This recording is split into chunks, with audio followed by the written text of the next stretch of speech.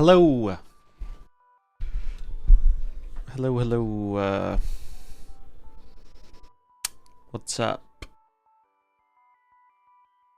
What are we gonna do today? We're probably gonna finish the climb today. I wonder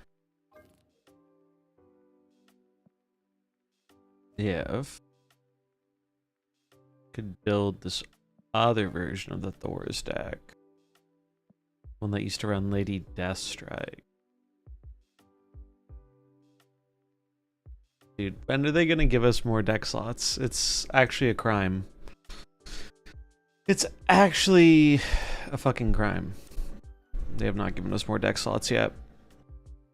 Throw those in the fucking snap packs. I'd like to play this, but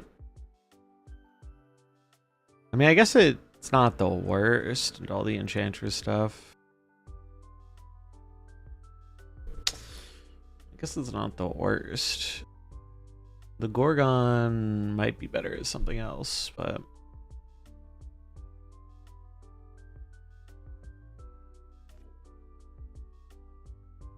or maybe we do the Scream with Deathstrike. I haven't done that yet.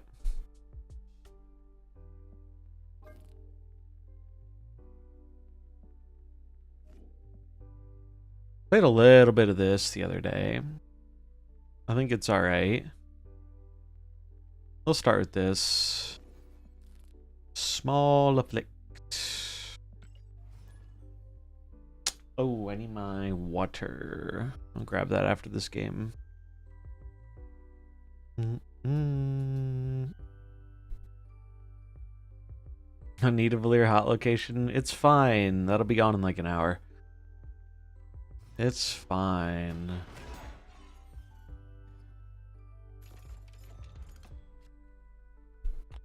It's totally fine. Surely. Yeah, Goliath is really good. It's a good card. Pretty simple, but it gets the job done.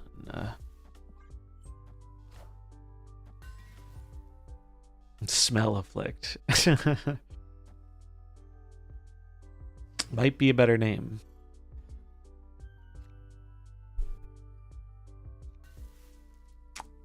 Ooh. That's a little annoying. Not gonna lie.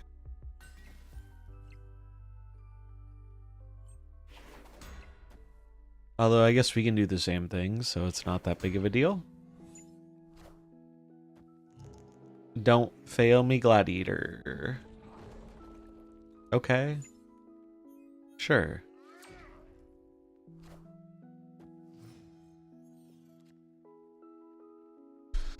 Hope. Okay. We'll do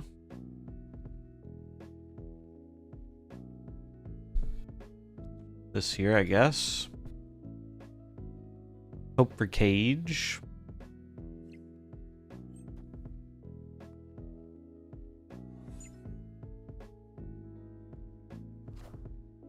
What did we get? We got a Zabu. That's not ideal. Not super ideal. So it's probably just this.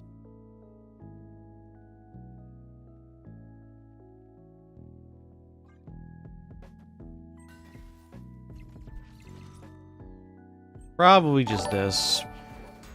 Thanks for the follow. Welcome. I only played one card in the Iron Patriot lane. Alright, there's the Shang.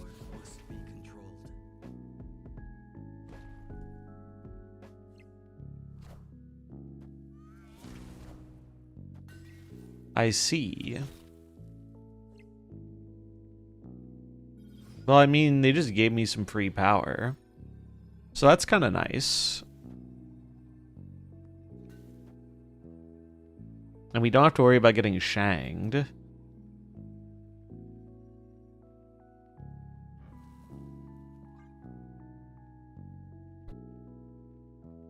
So, seems fine, maybe? Jug's gone. So what's the big card they play?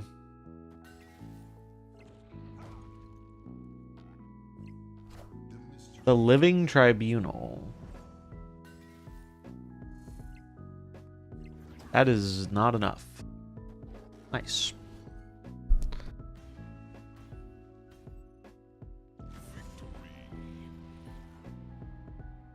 I mean, they made the right move with like the grapple arrow play to play around us filling. But Need of Lear made this acid arrow not really be bad for us, so. Alright, one sec. I need to grab my water.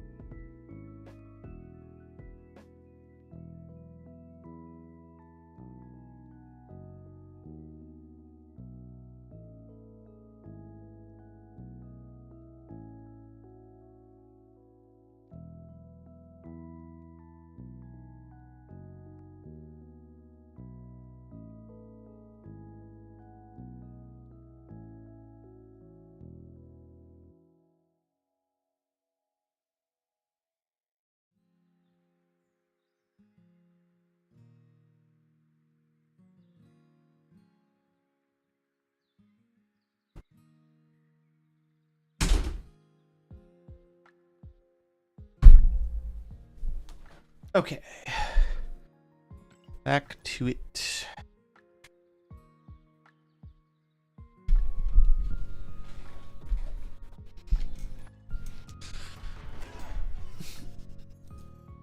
I did make 2 changes to this deck from the last time I played it.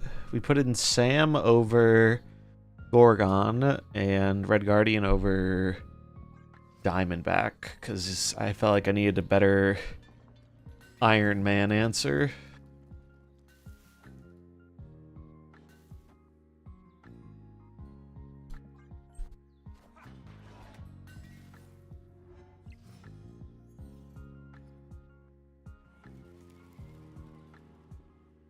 Okay. Mystique. Well, we know what they're up to.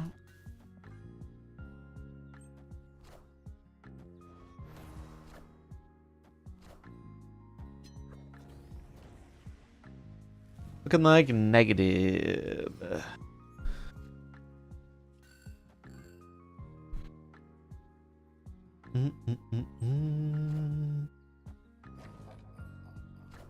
That's a wall.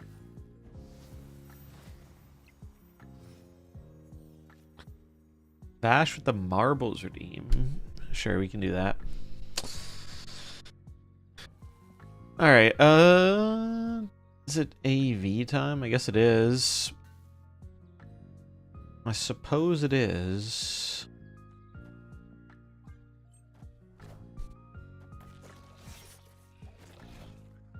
There's the negative. They got a Bob.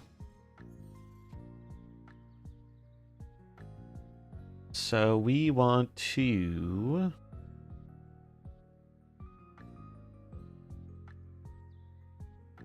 Am I glad now?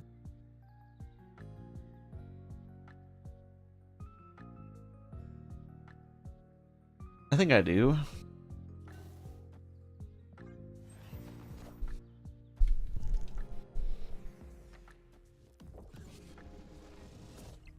Alright, well, I was hoping to get a better hit than that, but...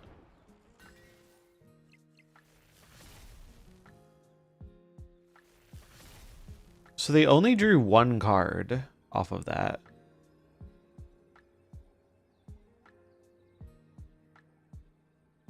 We know they have not flipped Mystique. Assuming they got a flipped Iron Man, we are going to lose the middle for sure. But I think we might be able to win another lane.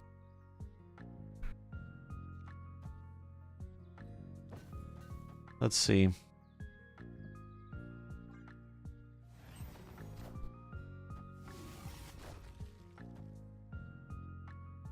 I mean, if they have like flipped Iron Man, flipped Gore, we're probably dead. There's a Gore. How big is it? It's probably big enough. Yeah, it is. They even get... Was the Gore flipped? The Gore was flipped. Okay.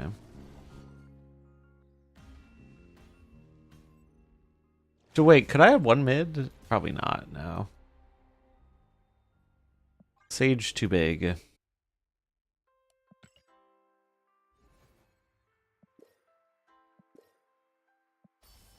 We'll give it a few minutes for the marbles, since we just started. Give people a little bit of time to show up before we dive into the race.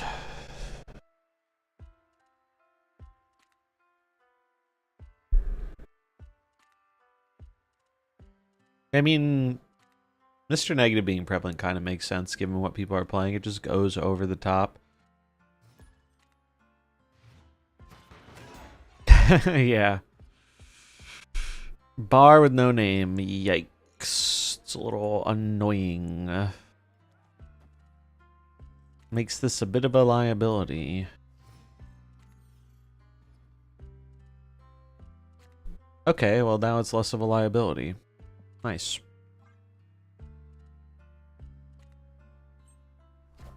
Very cool with that.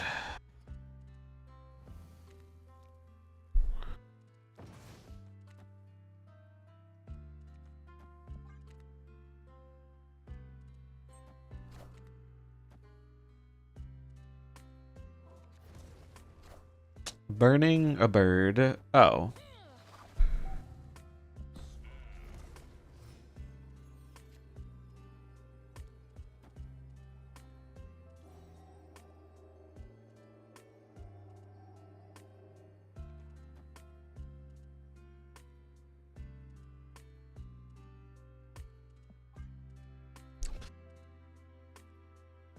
This seems problematic for them.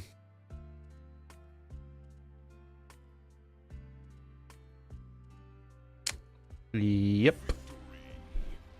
Yeah, the shield is still fine because Sam is the one giving it the ability.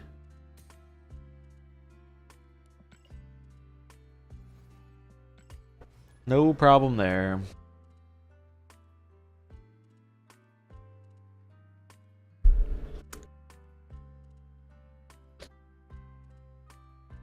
The only thing this deck I could see having like a little bit of an issue with is Super Scroll can be annoying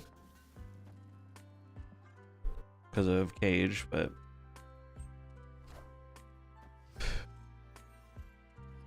Cage really is the only good scroll target for this.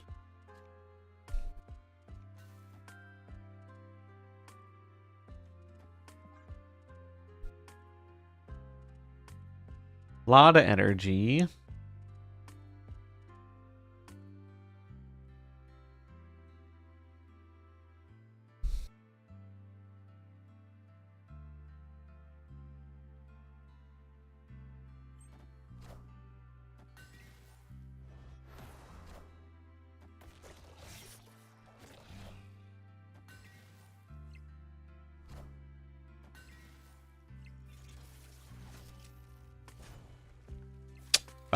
Phoenix Force?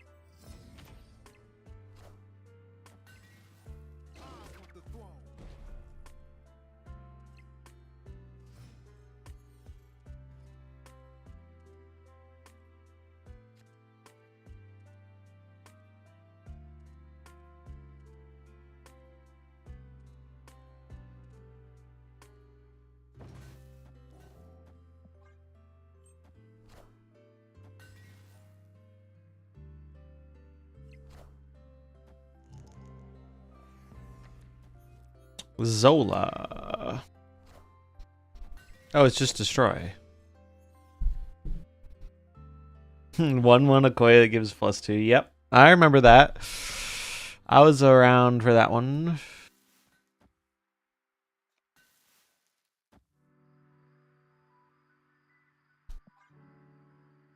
Beta had some wild stuff going on in it, for sure.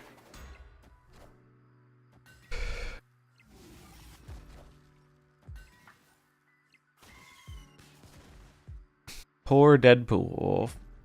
4 for Mr. Negative. Yeah, that was a whole thing, wasn't it? It was a whole thing.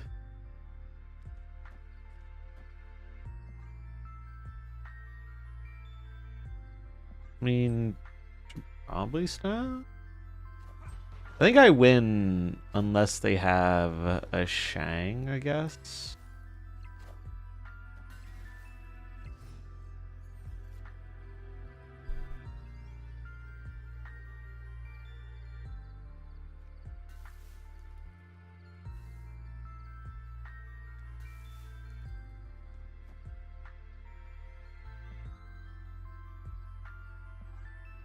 Yeah. The one I wasn't around for in beta was in Magic. Could be used on turn 6, right? That was a pretty wild situation. Because I stopped when... When did I stop? I stopped in the Thor season because of Nexus events. Nexus events were when I was like, alright, I'm gonna head out.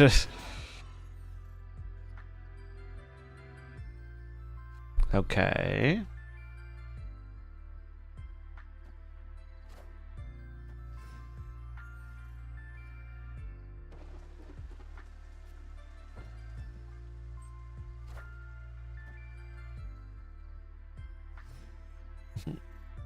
Hide of magic under Invisible Woman and then Heimdall it away to reveal magic on turn 6. That is hilariously convoluted. I love it. That's dedication. Oh, I am so fucking dumb, dude. I forgot about the shield moving counts. God damn it. God damn it.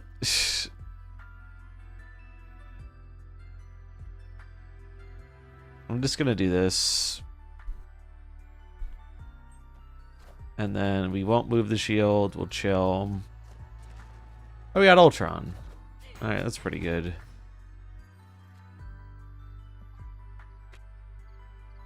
Ultron's pretty good. What is the card here? The Lizard. Okay.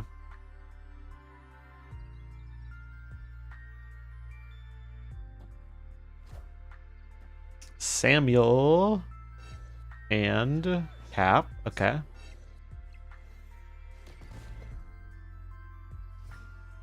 Look at that.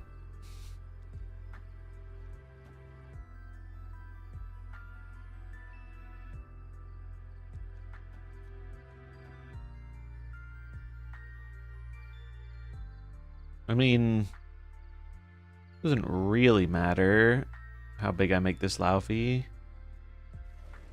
I guess I should go like this. Doesn't really matter too much, but really,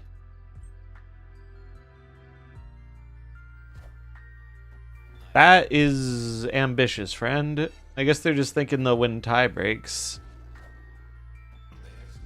which is fair because you would have won tie breaks, but Ultron saving the day.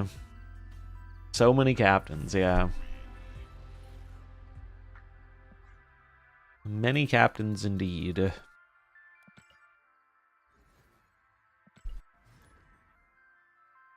deck's very fun though. I think it's neat playing a flick deck that isn't as reliant on Ajax.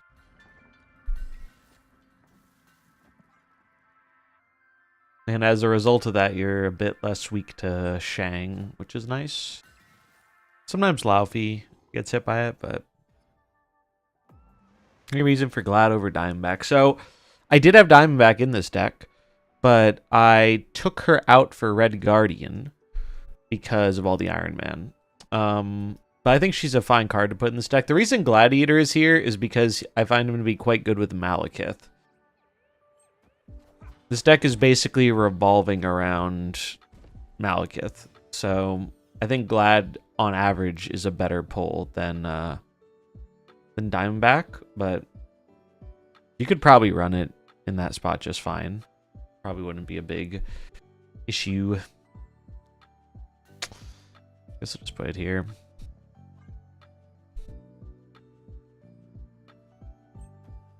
Yeah, it's a fun concept. I played a lot of this deck time last season. This is a bot. I guess we can do the new trick with the collection level. That's so funny that it ended up happening that way. All right, so I want to use the Malk. I think I just double Malk. Like, it fills up the space a bit, but it gives me way better odds of finding Luke.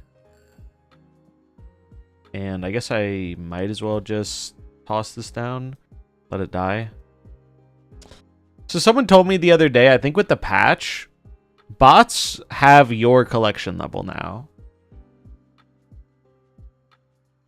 So this is my collection level. Wait, actually, is it? I think it is. No, wait, 37 might be higher than me. I think I was like 32. Maybe this is a person. But that's what people were telling me was bots are at your CL now. That's a good way to check.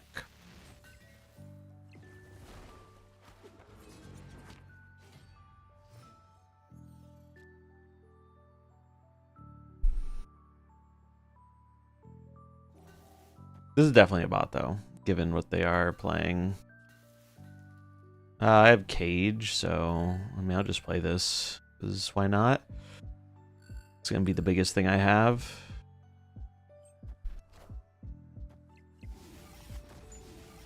Yeah, I don't know if it's a certain range or exact. I checked yesterday. I'm pretty sure it was exact. We'll double check my CL to be sure.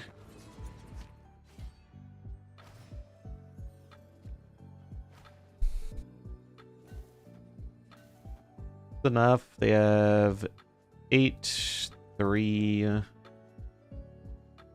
8, 3, 11, 16, 17. I have 11, 12, 13, 14. No, it's not.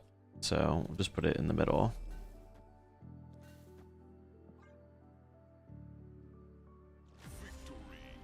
I've had actual human opponents also be at my exact CL. That's kind of a funny coincidence. Yeah, see, it is my CL. I am CL 37,769, as was the bot. So, I mean, yeah, don't rely purely on it, but I think it's a fairly safe metric to be like, yeah, this is probably a bot. I think that changed with the patch we got recently, because it was not like that before. Bots used to be like close to your CL, but they weren't exactly. But now I think they are exactly. It was so funny though, playing. I was trying out some pocket ranked, and man, you think snap bots are bad? Dude, the Pokemon bots are so bad. They're like 3 type decks. So some of the games they just can't even play cards. It's pretty funny. Fuck it. Live dangerously. Fuck you, danger room. Rude location.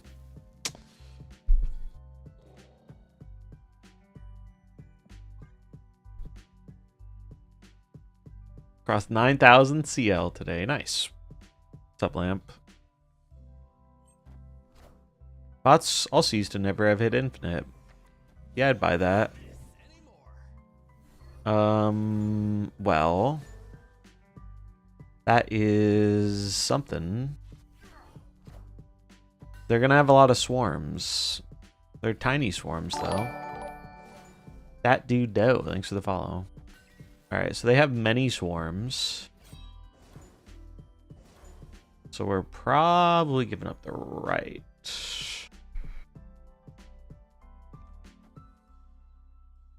Probably gonna give up the right lane. Actually, I should put this in the middle.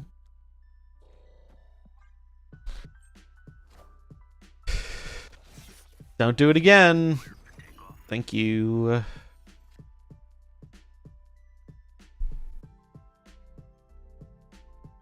They left. Okay. Sure. I mean, I don't think the Modok was actually very bad for them. It sucks losing the Morbius, but...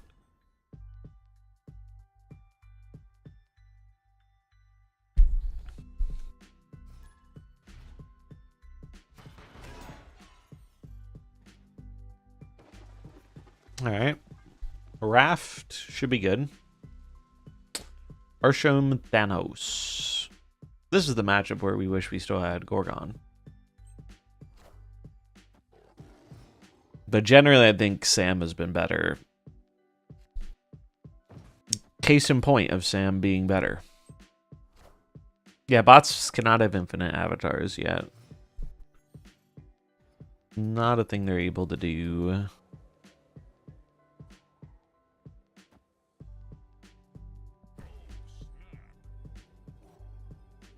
Alright. Easily clapped.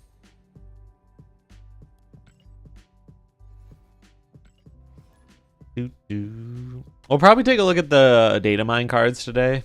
Probably not going to do a video on that because it's like I missed the window, but we'll do it for stream. I put up the thing we did yesterday this afternoon about the packs. Curious to see how that does.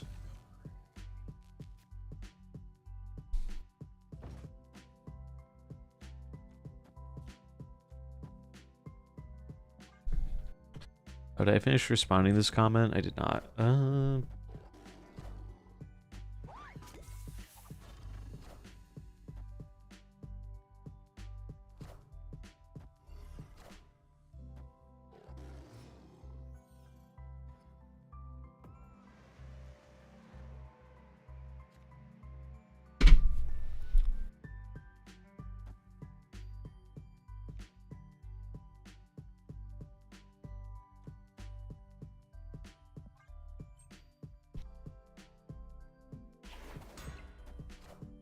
So they got early Gwen. Don't love that.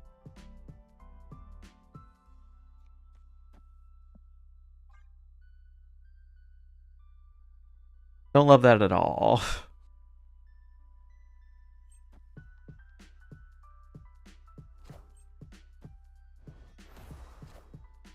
Yeah, that's pretty bad. That's pretty bad. Laufey's good though.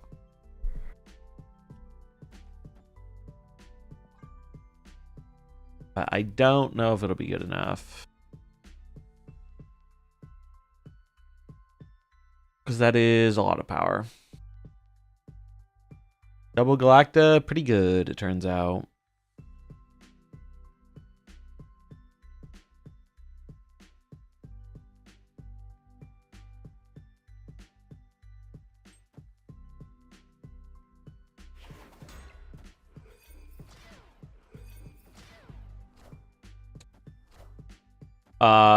That's a big Shaw.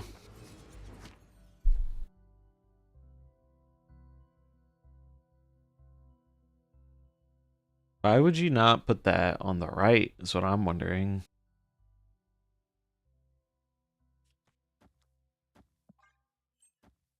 I mean, we're almost certainly leaving here. This does not seem like a winnable game. Yeah. I'm not gonna stick around to see how this concludes. I think they got us. Just a little bit.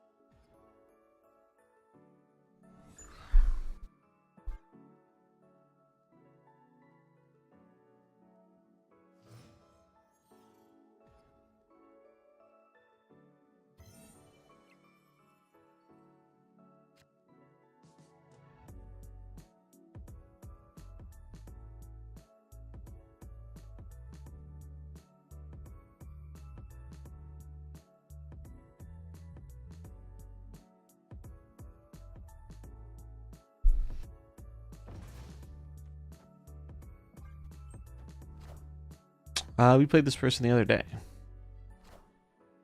Minecraft movie tomorrow. I saw some critic reviews of the Minecraft movie. They didn't seem overly fond of it, which I am personally shocked about. I thought critics would love the Minecraft movie. It's basically made for them.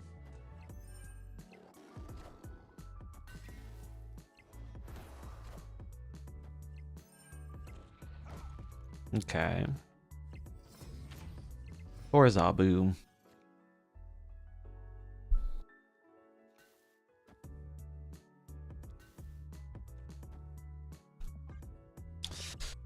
What is within the Malekith? Let's see. Agent? Glad. Oh. That's fine.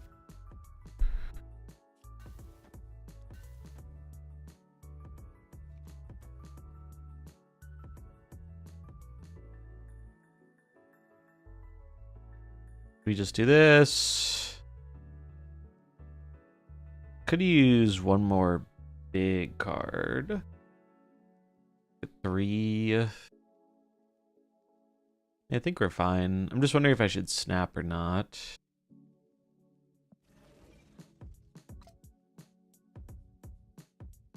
Guess I could put the... Oh, they're snapping. Really? Put the Bob here.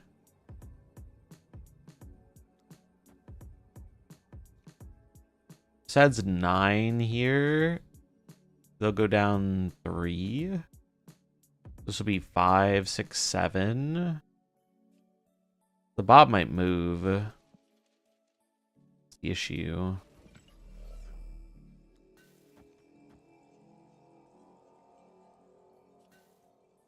I think I'm gonna do this.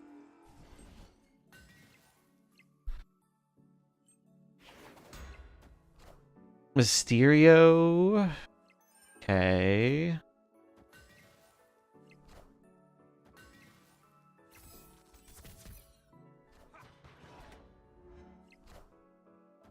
Okay.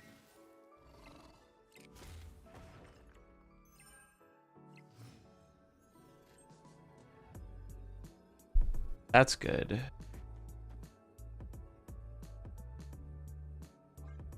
I think we're good.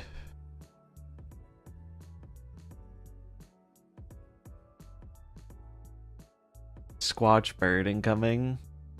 We beat that, don't we?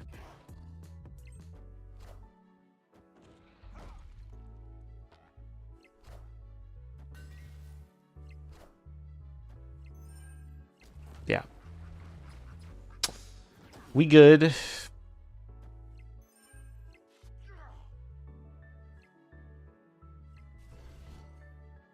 Red Guardian was clutch, not gonna lie. Because Cage would not been good enough to win the left. Although I guess we would have won the other 2 lanes anyway. So it didn't really matter. Alright, let's run the marbles game. Quick marbles. Quick bit of marbling.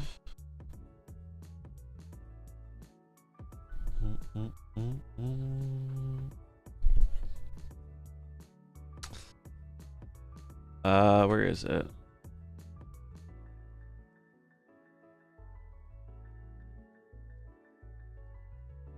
Maybe I have to restart it.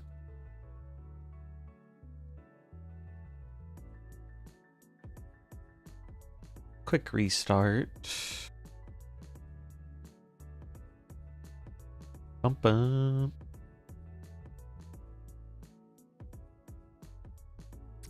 There we go. All right, race community new maps.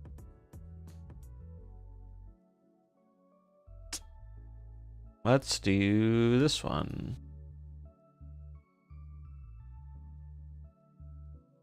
This is a new loading screen. I haven't seen this one.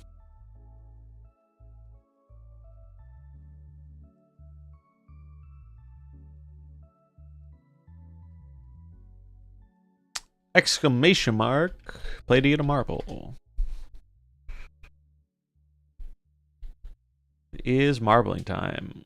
This map looks cool. I wonder if we'll see anyone do a big skip again.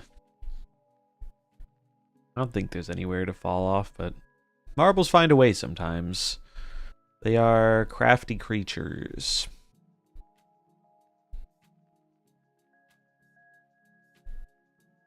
Cool looking map, though.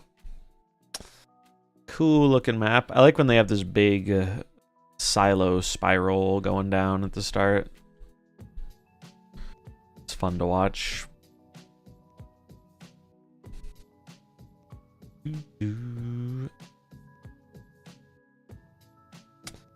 All right, the marbles are lining up. Look at all these skins. We have so many marbles with skins now. Still like my little Wheatley one. All right, 30 seconds. The countdown has begun.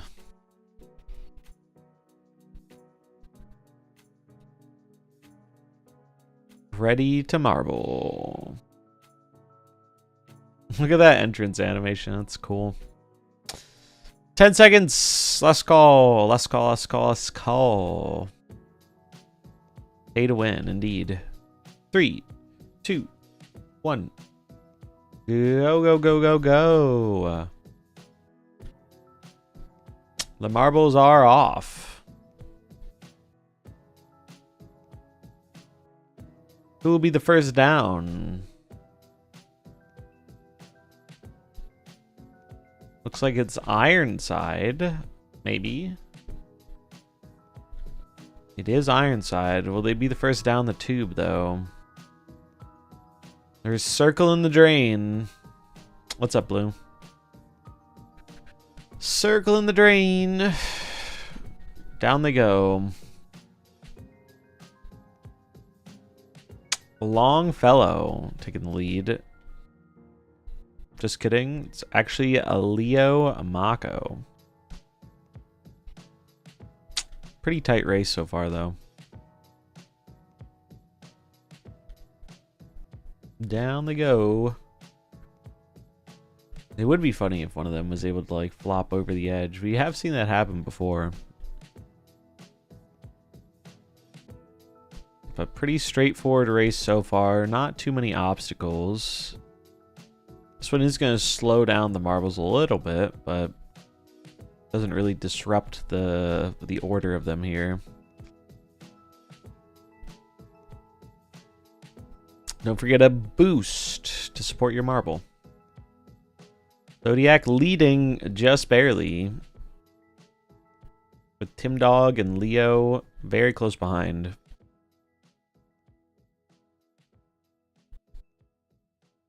Now we're getting some real obstacles. Just gonna allow Tim Dog to take the lead. Both gonna get the boost. Gonna get hit by the little spinning dude. I think it's really gonna come down to the ball, though. I think that's what's probably gonna determine the race.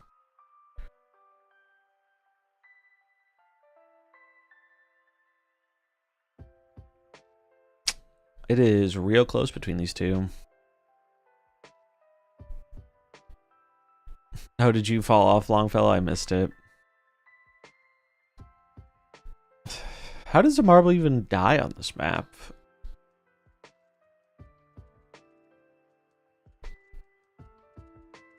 Absolute Cardboard shooting forward. Oh, Marvel, though, is going to take a dive through the gears. Absolute Cardboard out in front. Can they make it through the big ball? Wow, a lot of marbles are falling in the gears.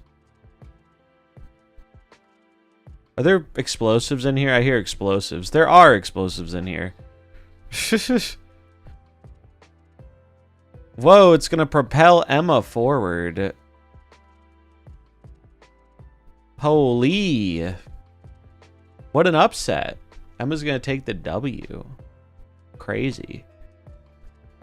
The explosive barrels really flip that one on its head.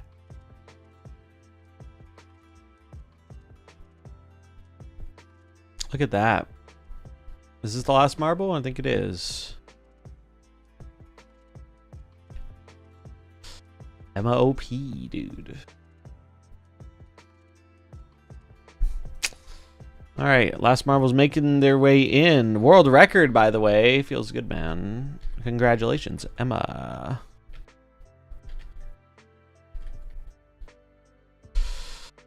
And 07s to Longfellow.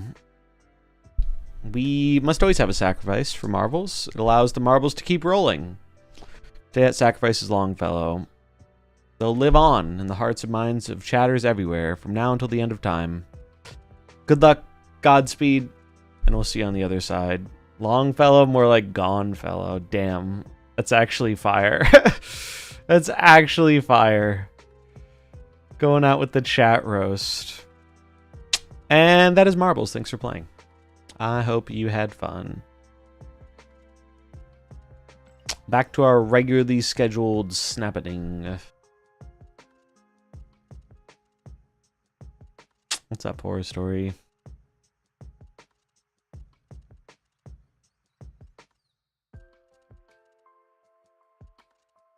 Yeah, I've been having quite a bit of fun messing around with Balatro on my handheld. I definitely am gonna stream Balatro, like 100%. Might even start doing that next week because it's very fun. I'm gonna be starting from a fresh save because I haven't played it on Steam yet, and I'm very much looking forward to it because I'm probably still pretty bad at the game. I feel like I'm getting better. All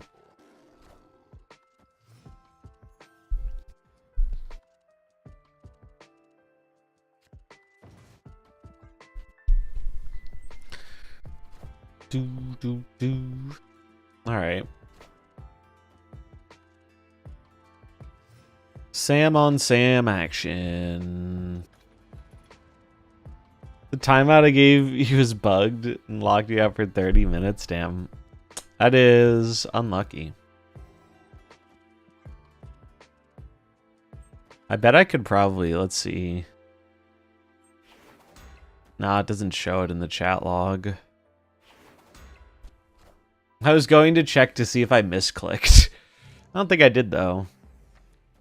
Down here, salt is a way of life. I'm pretty sure Obviously, I pressed the right button. Down here is all salt. The ceiling's salt, the floor is salt, the walls are salt, and to an extent, the air is salt. And you breathe that in, and you can constantly taste the salt. Luke Cage it is, I guess. Oh, the timer just kept resetting. Weird. SMH Twitch.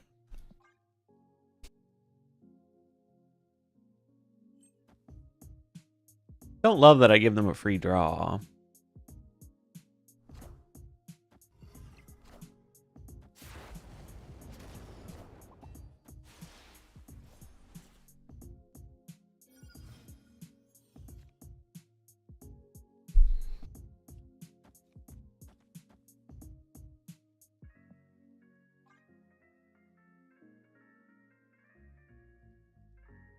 Is this overcommitting? It's possible.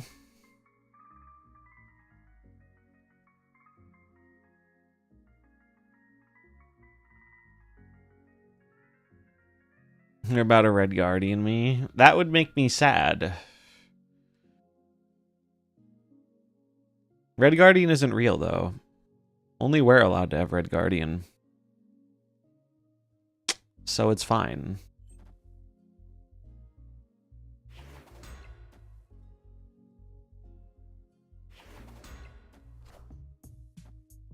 Hit him with the big suck. They have a bird.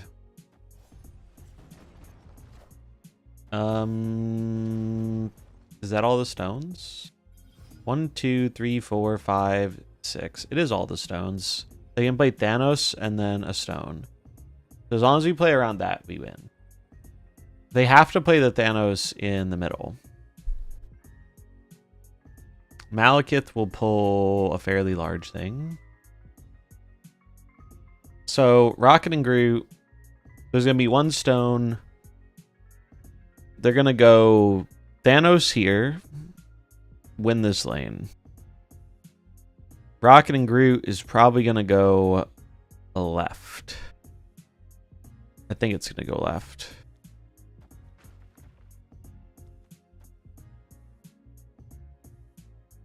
So I think this should be fine.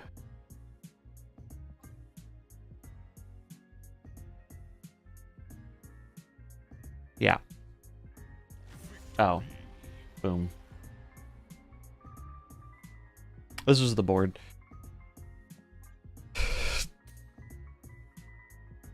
I'm actually going to make a marble scene this week. I'm actually going to make a marble scene because I do that every single time and it is inconvenient. It would take me like so little effort to do it.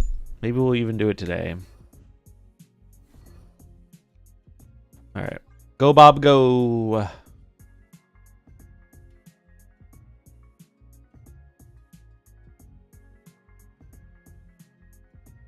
They lost Jug. We lost Scorpion. No, we lost Lizard.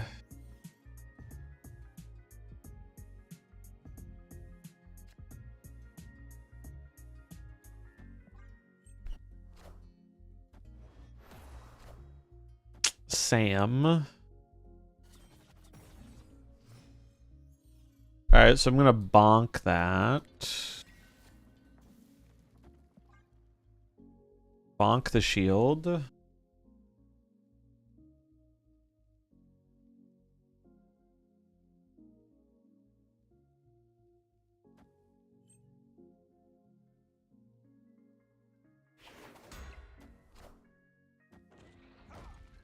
right, nice bonk. Red Guardian, sure.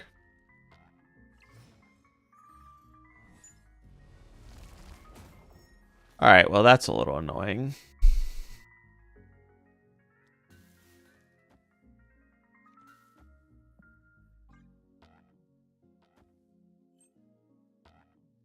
Definitely a bit annoying. We need, like, a big card. I mean, that's a fairly large card.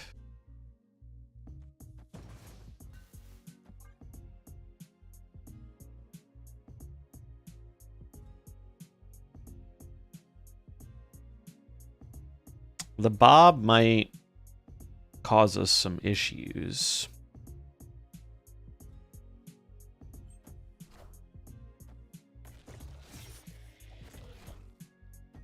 So there's Surfer. Here's the Brood. Scarlet Witch. This is the second Scarlet Witch I've seen in Surfer. Oh, I don't know if the other one was Surfer, but still unusual. Yeah, we're dead though, unfortunately. We are cooked here.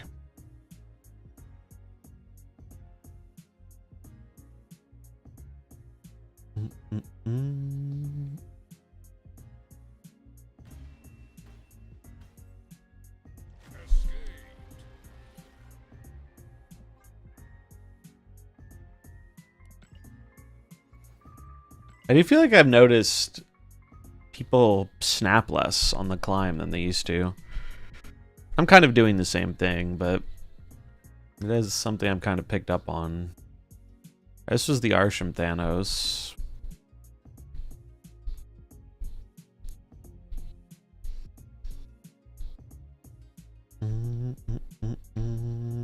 If they can connect.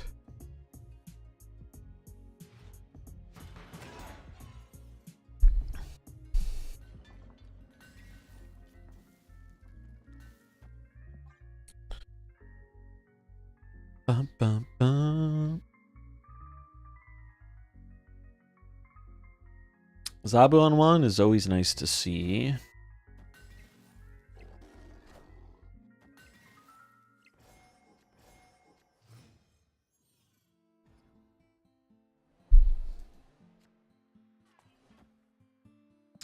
Alright, that's pretty good for Malk.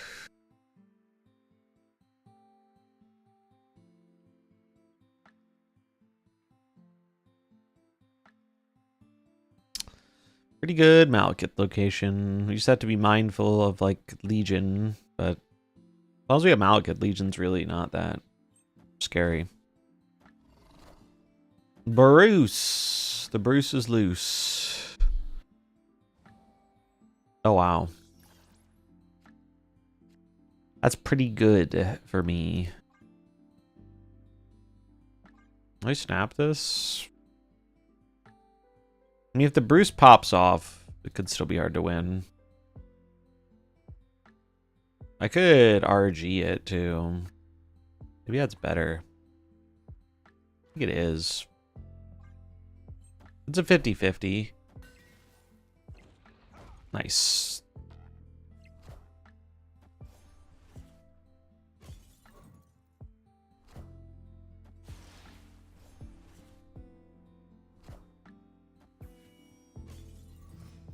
I see what they're going for here.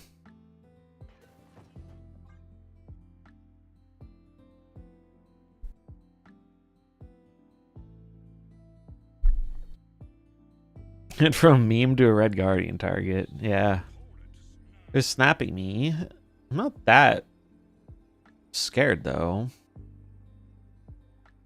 I wonder if this is a Legion snap. Because, like, I don't give a shit about Legion.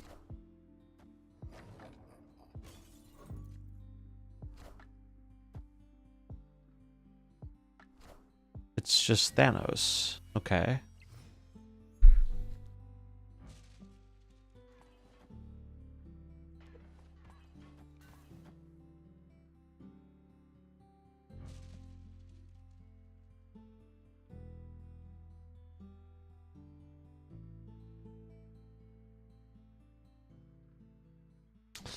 Yeah, I'm thinking snapping the Bob mid.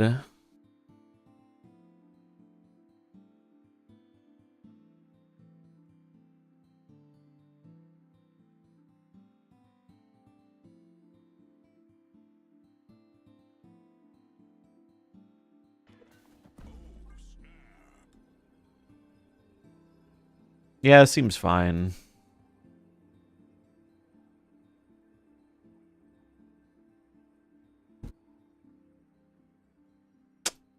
Seems fine to me.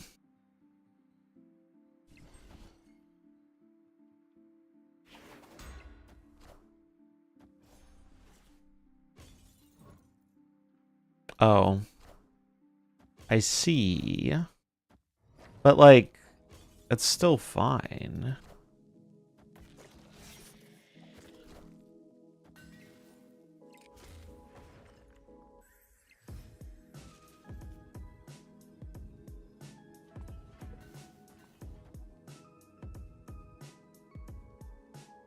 Wait, it won't pull anything.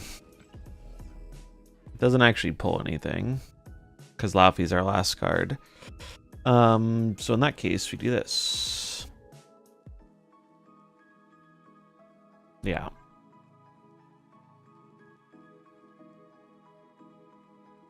I mean, they can play another big card in the middle, which could be bad for me. But because they do have the stone.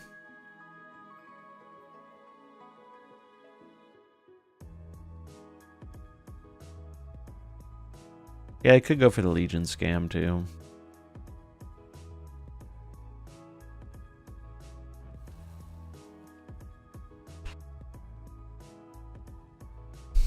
Am I ever supposed to I'll get the left just in case? Snaptron with the 10 months. Thanks for the support, friend. I greatly appreciate it. Enjoy the ad-free viewing experience, the emotes, and these pogfish. Much love. Yeah, we'll just lock it in like this. We'll just lock it in.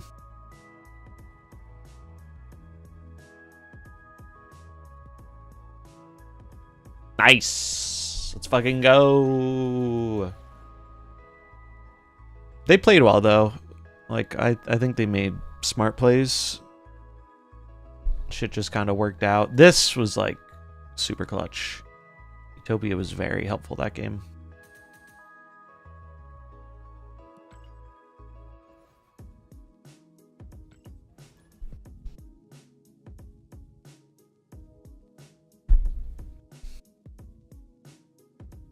Ba, ba, ba.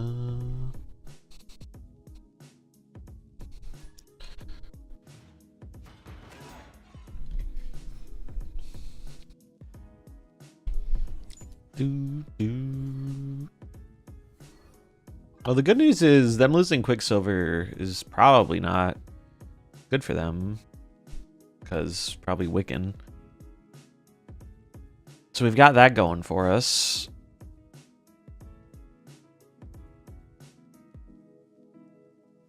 I wish we could just skip to Infinity Ultron week, though. I am looking forward to that card quite a lot. We drew all of our 4-drops. On the plus side, that means whatever we draw next turn will be a playable card. I hope it's not Zabu, though. Alright. I mean, Cage isn't amazing here, because I would rather play him after Laufey, but... Okay, I take it back. Cage is pretty fine. Cage is actually my GOAT. I take back the Lucas Cage slander.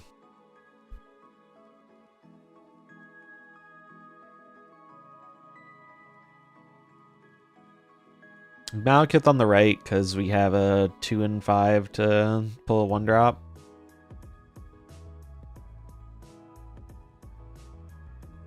I really love Malekith decks, though. Like, I think he's one of the more fun, like, mid-range build-around cards that can go in a few different directions. What did we get? We got a Lizard.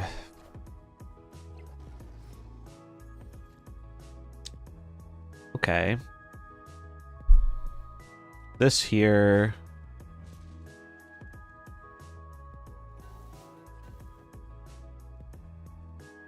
Yeah, just spread it out like this.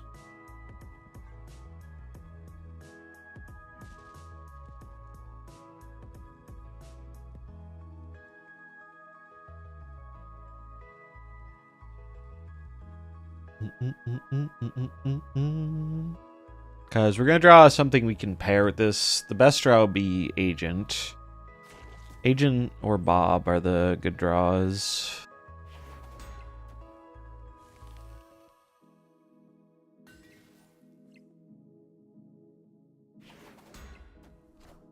Shang? Sure.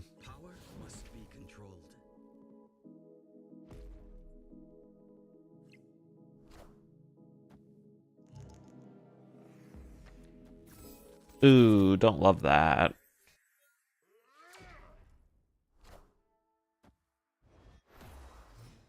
Not in love with that. I wish I didn't have Prio, too.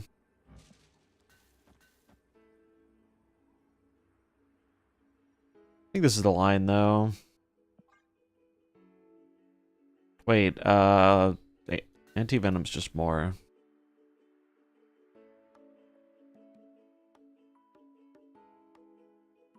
What's up, David? How's it going?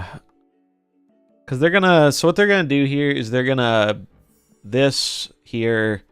2 arrows here. Probably another card here. Shield here. My read. So I think we have a reasonable chance.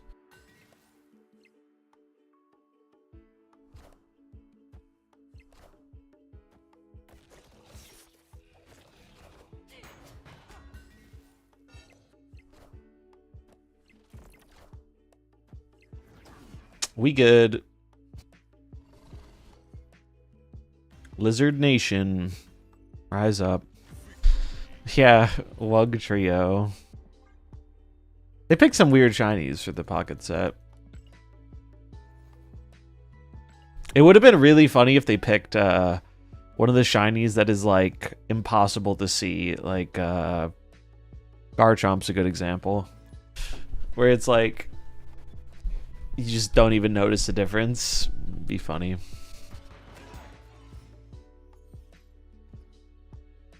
Yeah, Gengar's another one. I'm so excited for the new Pokemon stuff, mainly because I like that they're bringing back Megas. Megas were based. Megas were incredibly based. Actually goated gimmick. None of the other gimmicks have been even close, I don't think. How do Megas work? So Megas have... So basically, it's like another evolution, but it's based on an item. So you have to sacrifice your item slot, and then you can choose to Mega Evolve during the battle. And usually it's like stat increase, sometimes it changes the type. Very cool mechanic, though.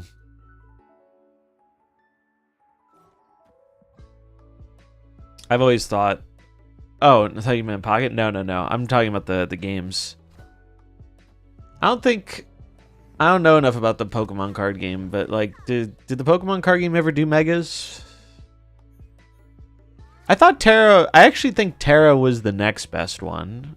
I didn't really have anything against Terra. I think Terra opened up a good amount of gameplay stuff. So like, I think Terras were cool in that respect. But I just wasn't super into... I had a hard time getting into Scarlet Violet. It's not really a hot take, but maybe it is. I don't know. I really... The more I've thought about it, and now that I'm going back and playing some like ROM hacks and stuff, I really don't like... I think Pokemon was better when it wasn't 3D. I know that might be a bit of a boomer take, but the fucking... It had so much more personality when they were pixelated. One thing my friend pointed out to me, which I realized is so true. Also, I'm kind of afraid of what they're doing here. The thing my friend pointed out to me, which I was like, damn, I didn't think about this, but it's very true, is it used to be very exciting going from one Pokemon game to the other because you would see they'd change the sprites a bit, and it was super cool.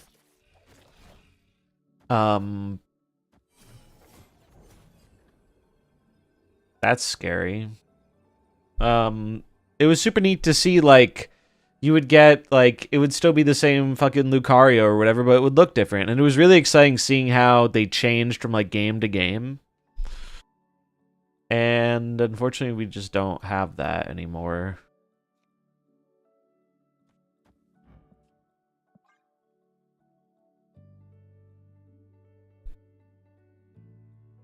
I like to see the open world concept better implemented. Same, yeah. They did Megas in the TCG. They were like evolutions. That's cool. Pokemon doing shitification for everyone else. And it's like, I found the 3D stuff cool at first. Question on something else. Why are there data mines for post-June spotlight caches? If that the system will be out by then, it's probably a failsafe.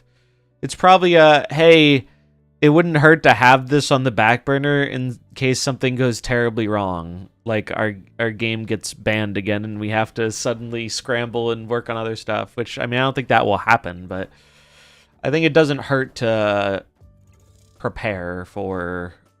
Oh, I'm so cooked. I'm so incredibly cooked. Wait, they didn't have Mystique?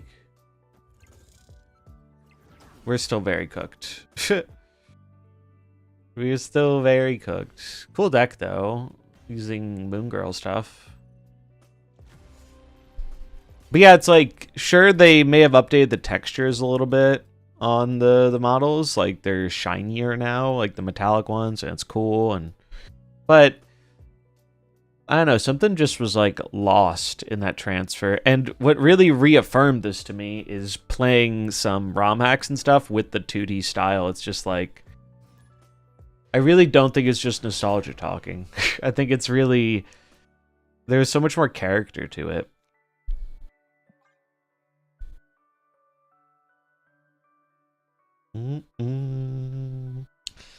Yeah, it did kind of push you in a certain direction.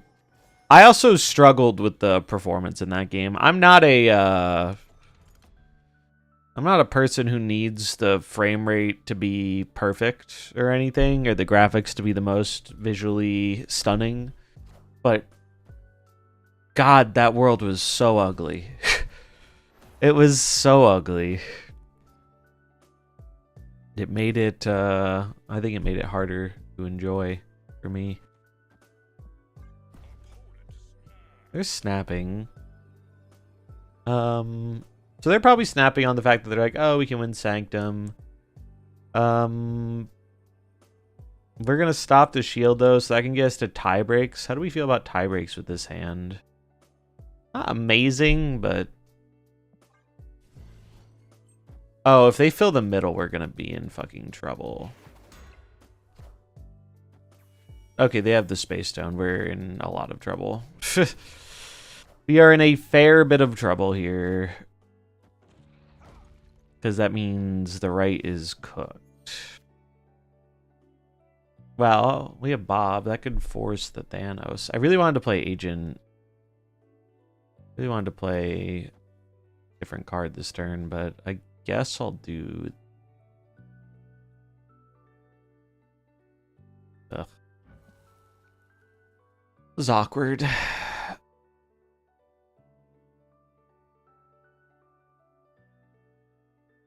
I don't need to... This isn't a thing we race for, so I can just do this, I guess.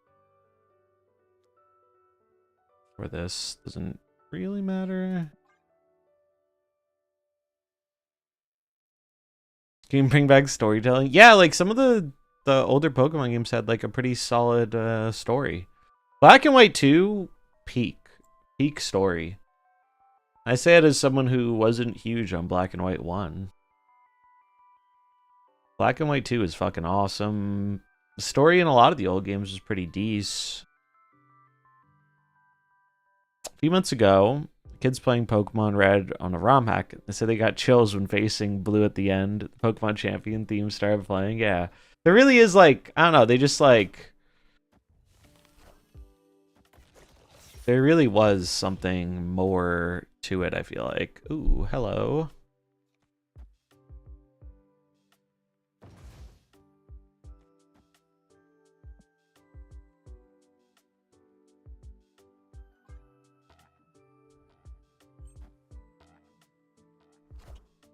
Going to assume that is Thanos. It is Mr. Thanos. I have a Bob.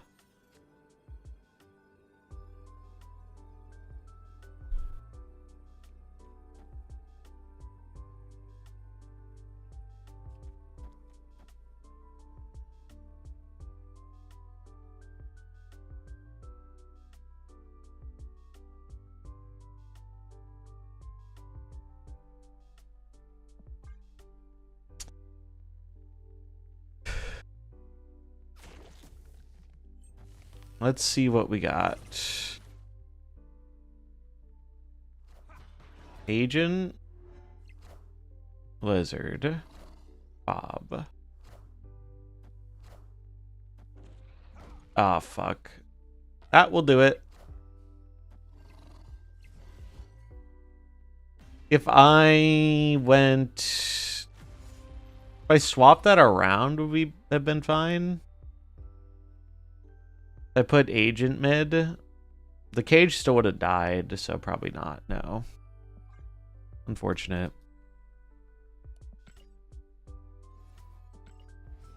I still think Loki and Thanos is dumb as shit. But it worked out. Thoughts on Legends Arceus? I only played a little bit of it, but I really like what I played of Arceus, and I want to finish it. It fell by the wayside, but I'm excited for... I like the style of the game a lot. It felt like something very refreshing.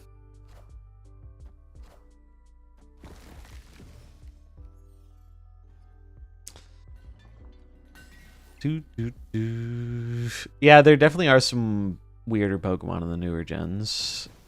No denying that. They have some cool ones too, but I've been really enjoying... I've been playing Sea Glass Emerald, which is basically someone did like a ROM hack of Emerald, but they made it in like the Generation 2 art style. That shit is cool. Shit is very cool.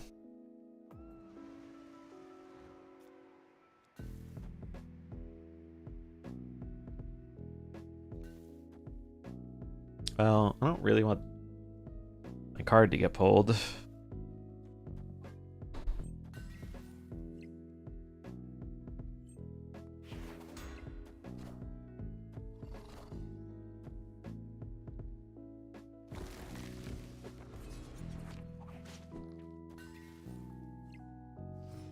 Okay.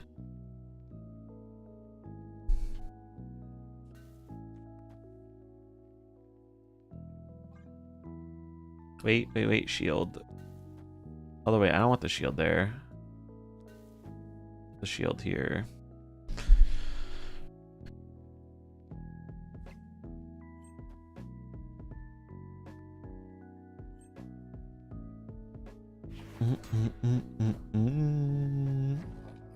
We got Cage. Oh. Alright, well.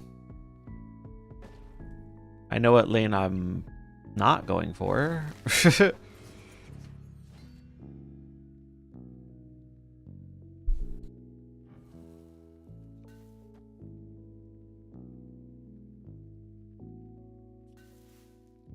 They probably have something big enough to challenge this Malekith. So I think I'm supposed to play the Zabu.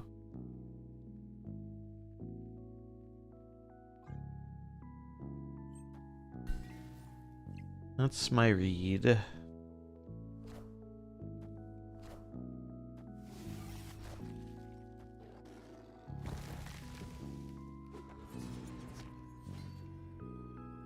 Okay, and now I can go...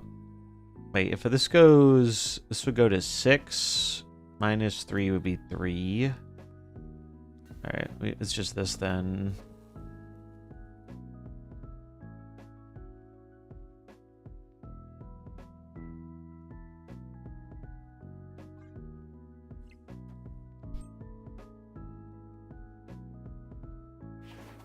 Just cannonball.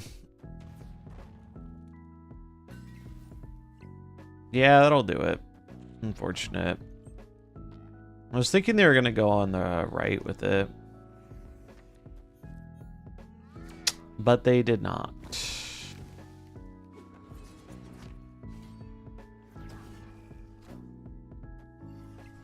I don't know how people get away with running fucking... I mean, I guess Shang for the hot location, but I think Shang is dog shit in this deck most of the time. I think the other tech cards are significantly better. Because it feels like it's very rare you have the opportunity to, like, spend 4 mana. It just sits dead in your hand in the mid game. What's up, Alexander?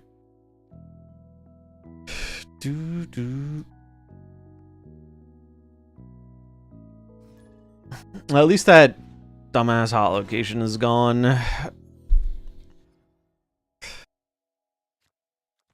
Because it does annoy me a lot when the locations screw over the fact that this deck doesn't give a shit about Shang-Chi, but it's like, oh, need a Valir, baby.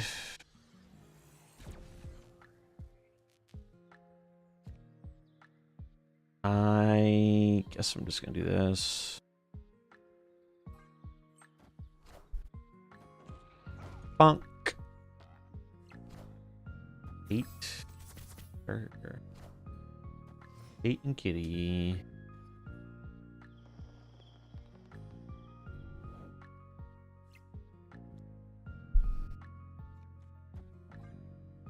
No acid arrow, please. What's up, Mr. Paul?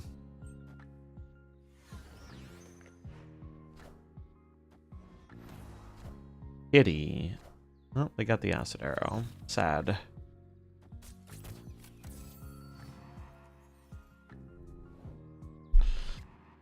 That do be fucking with my plan a bit, don't it?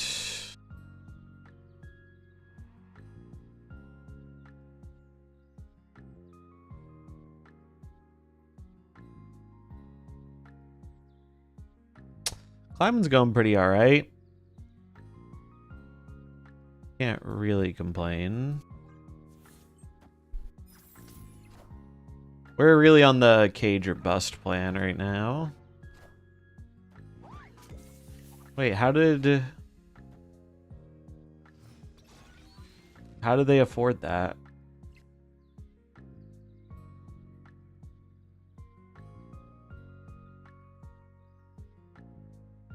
The fuck? Oh, Zabu. Zabu is how they afforded it.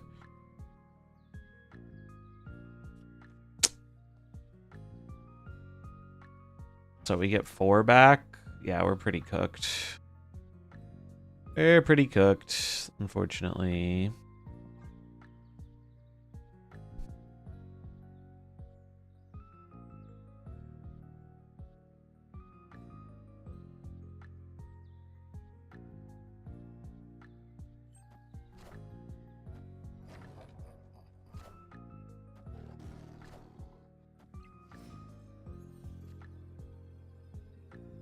What was this?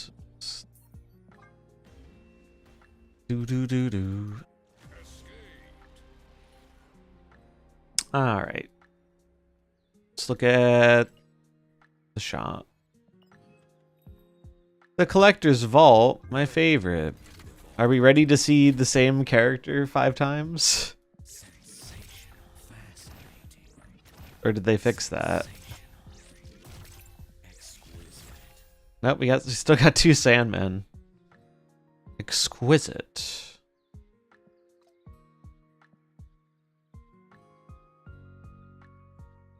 New Devil Dino. Also featuring Moon Boy. I was not aware there was a Moon Boy. In an age when giants walked the world, he was the mightiest of all. Yeah, I never buy anything from the vault. It is overpriced, in my opinion. Alright. Well, we got these done.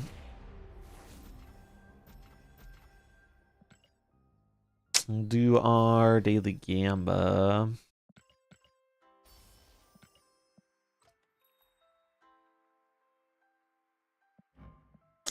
I'm curious to see if they try and ramp up more cosmetic stuff. Because, like, in theory, if the game gets cheaper, you would think they try and make that revenue back in other places.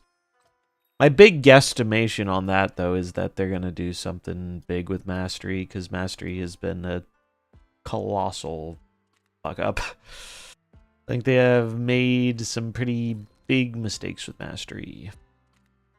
Alright, let's do prediction. It wasn't even like a good cash grab either. I don't even think it really worked.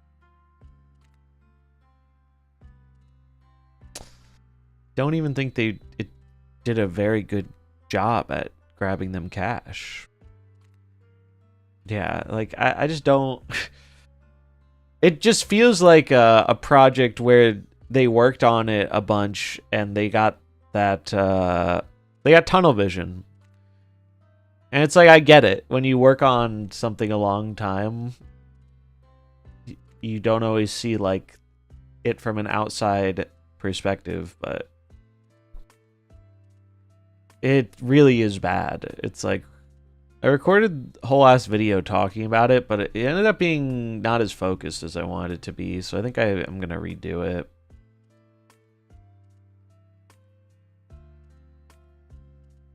All right. MarvelSnap.com. What do we get from the gamble today? I wonder how many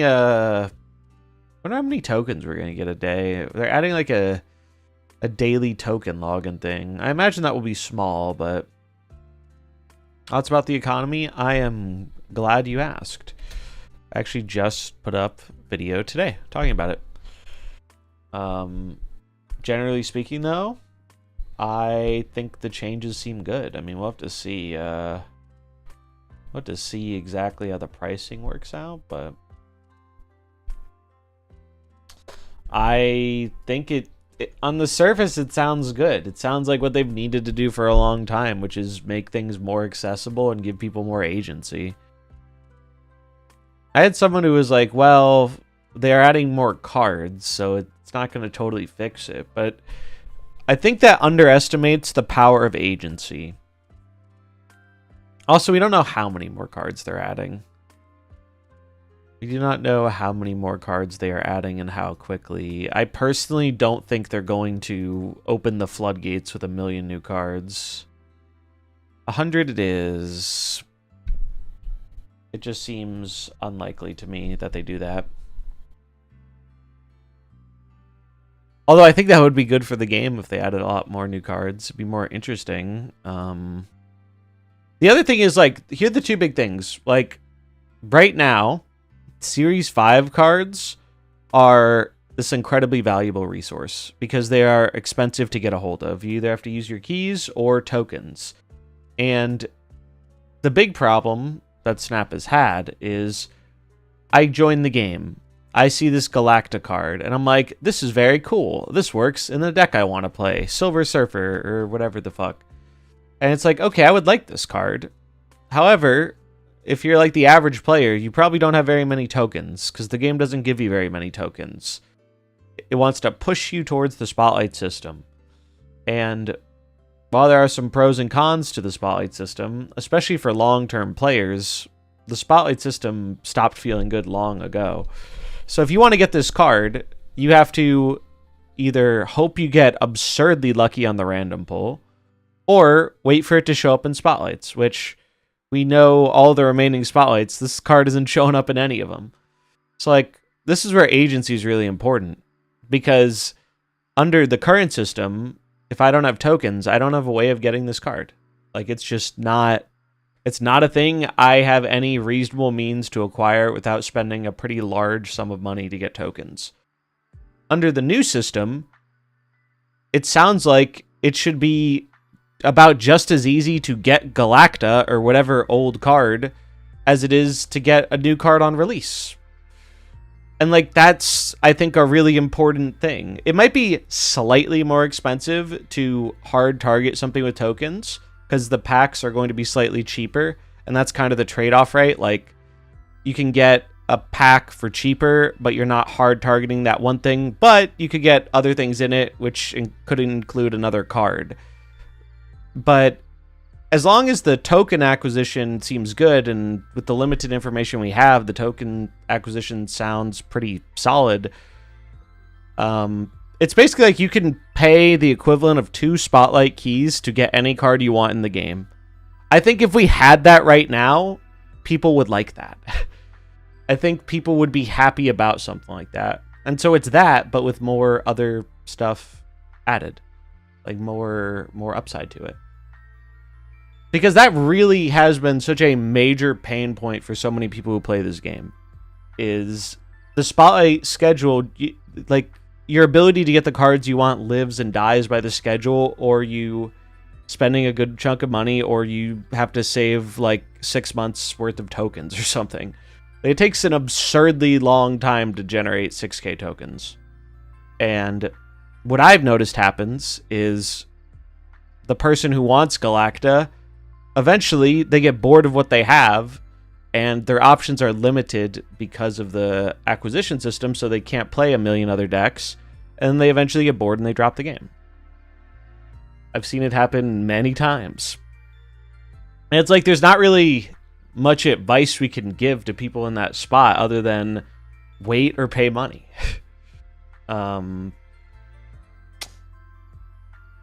But I really do think, at least from what we've seen so far, the economy rework, I think, will be beneficial to both sides of the economy, which is important because previously it was beneficial to people who didn't have a lot of cards, and then it got really not great when you did have a good amount of cards.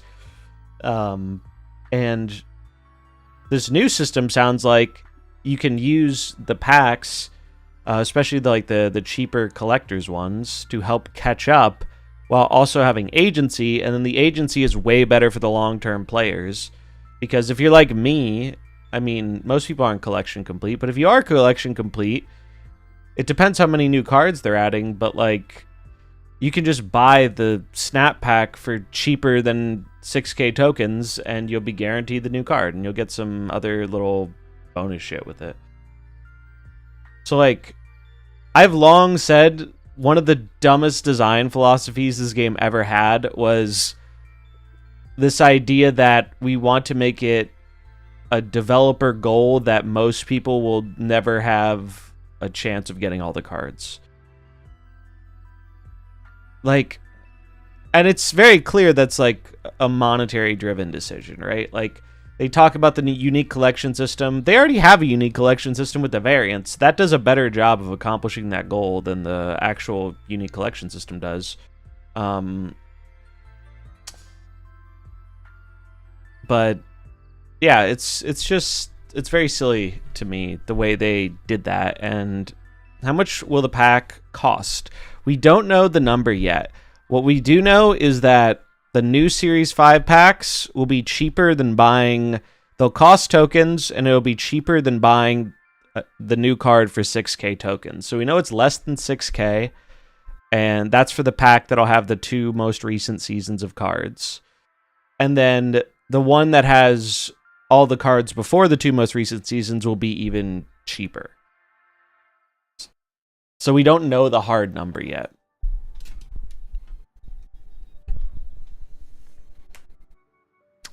Let's see. Hey, I need Galacta. Let's buy some packs. Expectation, Galacta. Reality, Black Swan.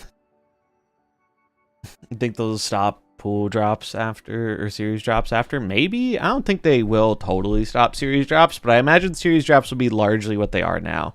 I don't think series drops are ever going to be like a super big part of the game again. Maybe they will, maybe they won't, but I think they're going to move away from that. Spent approximately 10k last year in this game trying to get collection complete. That's wild. It's more than I've spent on this game. I think I've spent like 5 or 6,000 over the time. And it's like, I can justify it easier though, because it's a tax write-off, and I also make money back off of it. But yeah, it's expensive to yeah, 3k per key is confirmed. Yeah. That is confirmed. All your keys will be converted into 3k tokens.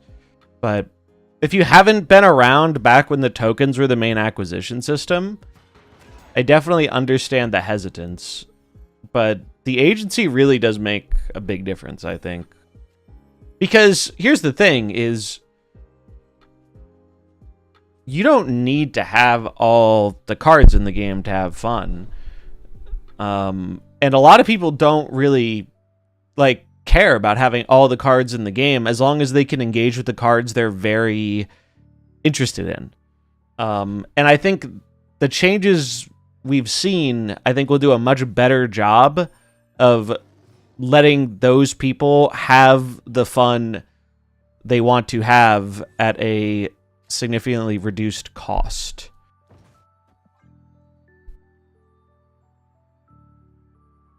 Token shop should be like the variant shop.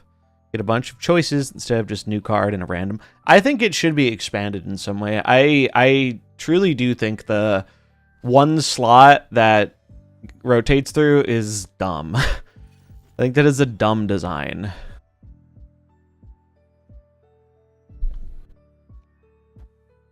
And I'm not personally a big fan of it.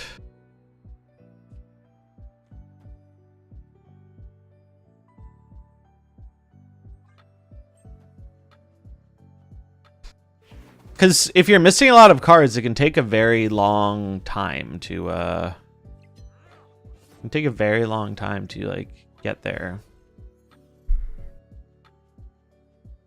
Alright, we're gonna do this.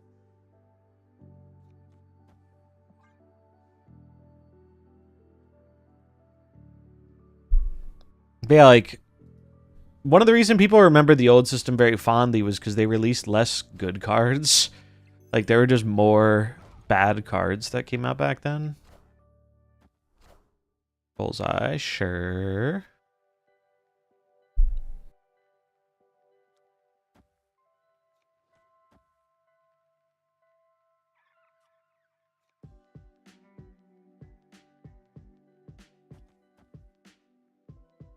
I want to snap, but I don't really want this Bob to move, so I will not.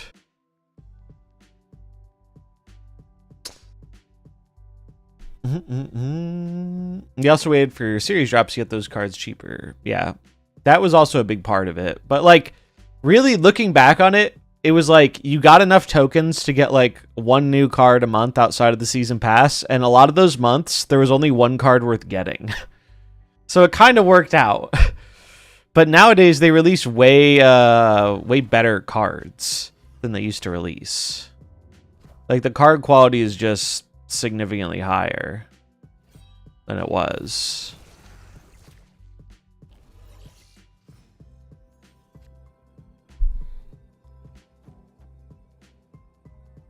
I'm a little scared of this Glad, but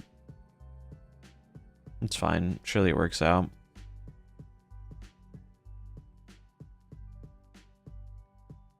Who else paid 6K for the Big Bad Kang? Guilty as charged. The other thing is like collection complete, I think, is only something worth chasing if you actually want to play with all those cards. Like I've hit collection complete before and then opted to not keep up with it because it didn't do anything for me.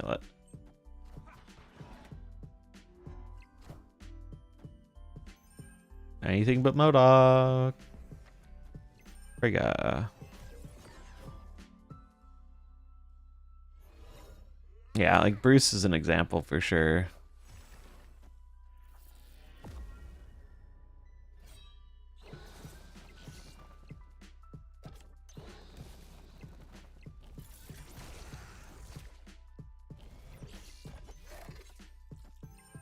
Oh shit. Don't go mid, don't go mid, don't go mid, don't go mid, don't go mid.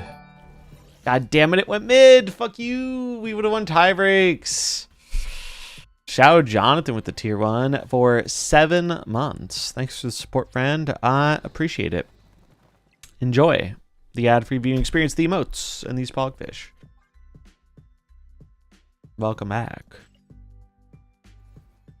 I had a lot of FOMO in the beginning. Definitely not be close to collection complete if I knew then what I know now. Yeah. Can't wait to buy the cheap packs to get some older cards because I don't always need the new cards. Yeah. Yeah. I don't know. Everything just seems pretty good about it. Like on the surface, at least.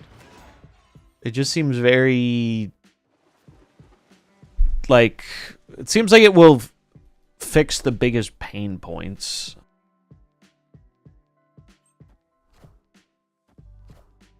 It's a shame it took so fucking long to happen, but like at least it's happening. I'm not gonna lie though, it was very funny to me, like reading the little blog they put out, and it's like the way they frame it, it almost sounds like it's like they're being like they're speaking about it like it's some outside entity causing these problems. It's like, no, that was you guys. You know, you're kind of the ones making the game. Someone didn't just magically cast a spell on MarvelSnap saying, oh, here are all these problems. It's like, I don't know. I just found that very funny. It did make me laugh a bit. The framing they were using.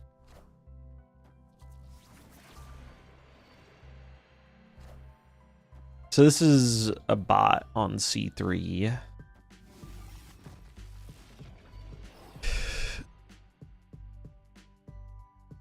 But yeah, the game has always like thrived off of FOMO for a very long time. That's always been a big thing for them. And it's like, look, I get it. I get it. FOMO is lucrative. As much as I'd like to live in a world without it, I get it. But I think they definitely overdid it in some ways.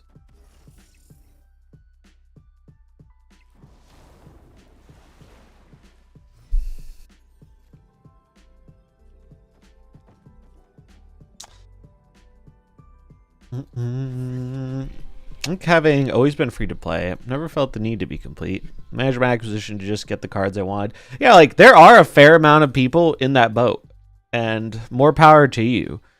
Like if you're able to get the stuff you're interested in, and it's only like a smaller section of the cards, and you can do that without having to pay them money, I think that's great. I think that's an important part of games like this being able to succeed in a larger audience.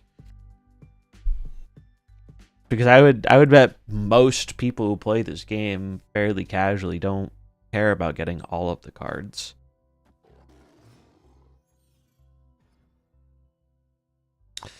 Yeah, they definitely lean into I guess I'll put this here. They definitely lean into people who have that natural like sense of enjoying collecting.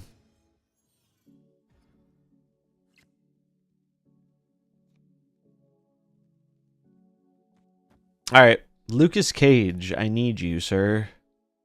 I need you in my life. That's a lizard. That's an Iran, yeah. I'm just gonna give him a big old bonk, I think.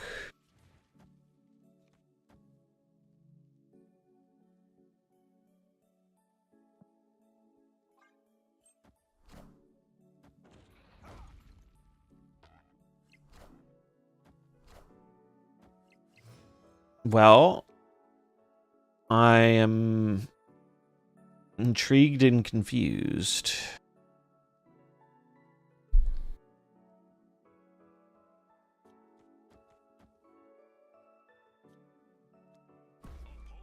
They're snapping this?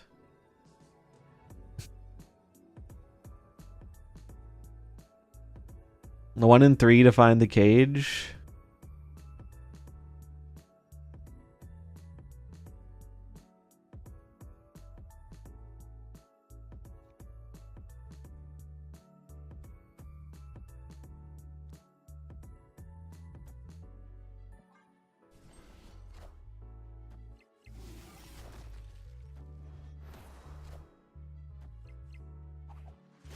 Oh.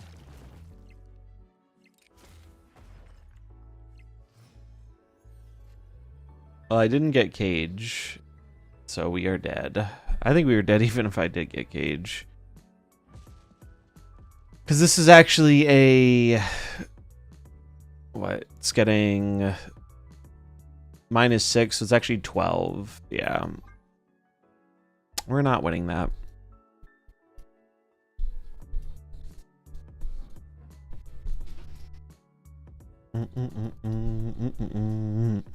But one of the other big things that the new system seems to be a big benefit for is like right now all Series 5 cards are treated as equal when they aren't, right?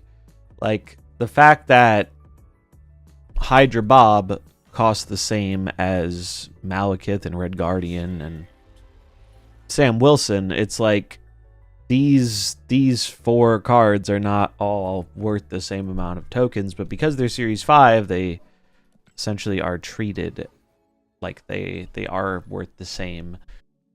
And so initially, like the answer to that was like, oh, you drop them down the series, and well, they're a little cheaper if you go through spotlights, but the fact that they're dividing the Series 5 cards up into the most 2 recent seasons versus all the older ones, and they're pricing them more accordingly, that kind of does a lot of what series drops tried to do, but kind of failed at doing.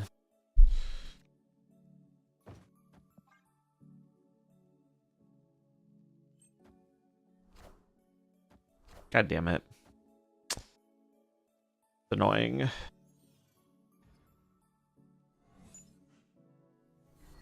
Oh, come on. Alright, well, I get this at least.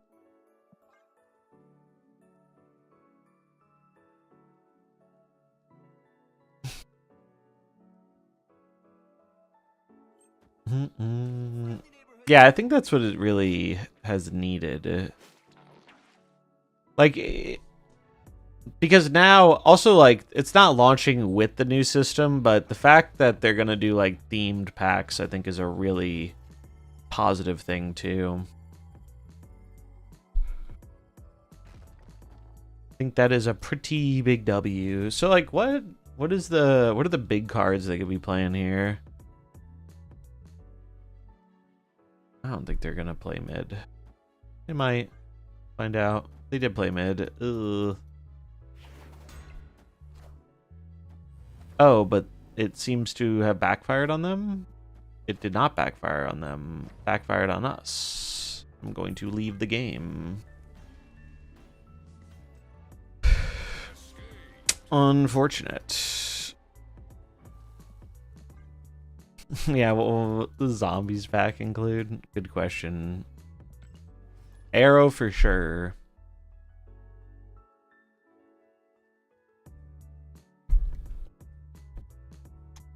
Arrow for certain. No Arsham, yeah. Just, it'll be all the Arsham, anti-Arsham tech cards. But yeah, you need to give people a jumping on point. Snap doesn't have a great jumping on point. And I think the packs can help fix that too. That would be cool if they got to choose like the variant rewards. I doubt it'll be that deep, but you never know. Do I just sacrifice the agent?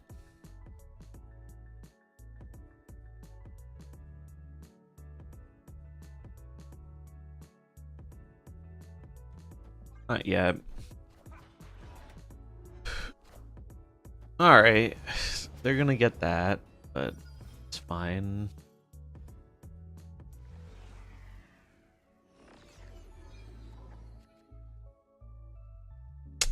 Scar.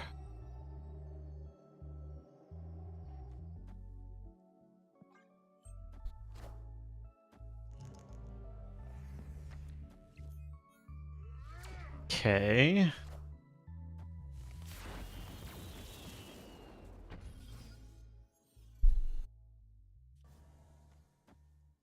Kind of hoping for a Zabu. Just so I can, like, toss into the Vormir. Oof, that's bad. Laufey's pretty good, though.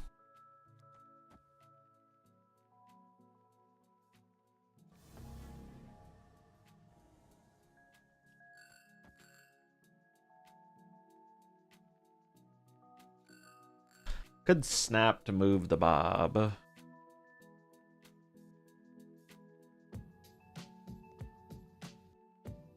But I'm not that confident we're gonna win. I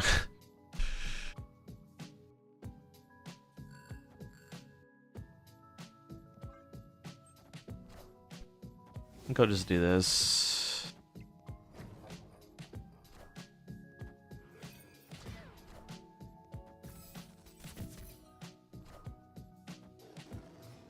What did we get? Sam?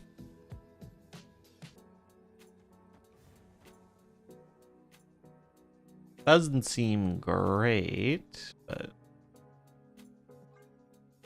we'll do it for 2 though.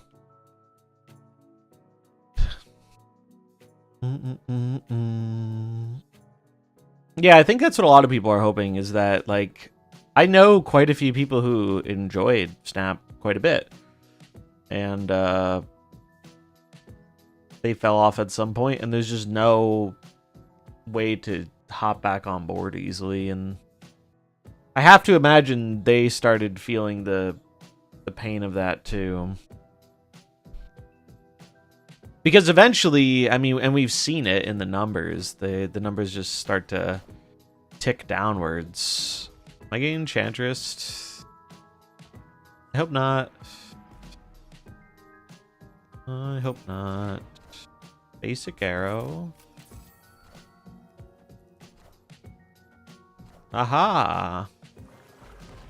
You actually won. Calculated. Dodge the Shang-Chi.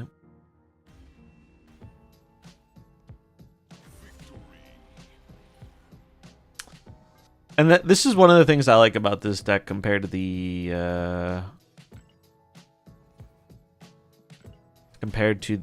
Ajax version. It's like if we were Ajax there, it would have Shang me and I would have died. Yeah.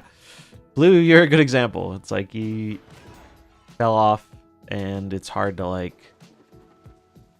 find a way back on. And it's like you don't need every card in the fucking game, but you should be able to like reasonably aim for the things that you're excited to engage with.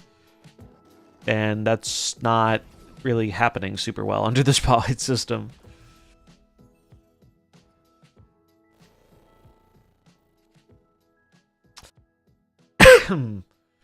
I guess we just do this into anti-venom and then we Malk in the deck and hopefully find Samuel.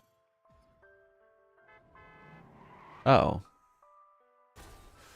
Makes our life even easier. I guess it makes their life easier too though. Because now they can fill this with the arrows. Am I actually supposed to, it's possible I'm supposed to play, the anti-venom on the left still. Just to play around Acid Arrow. But... oh, they wins? Sure.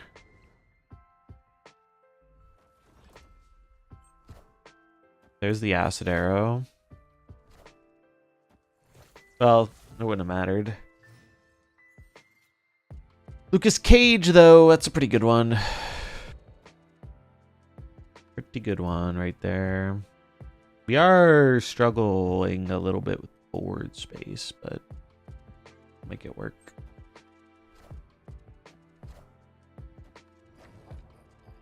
I am so very tempted to do this.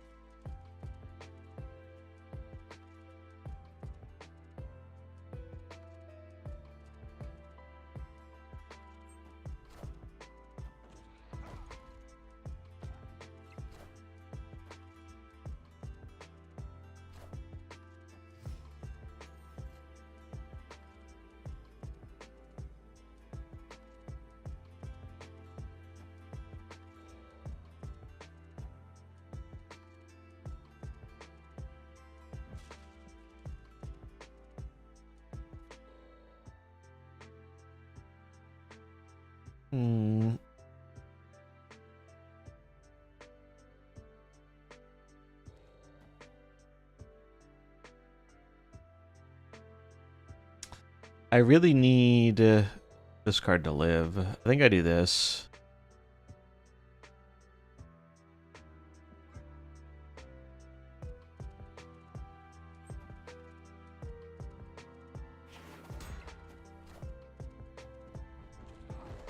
Okay. Living Tribunal?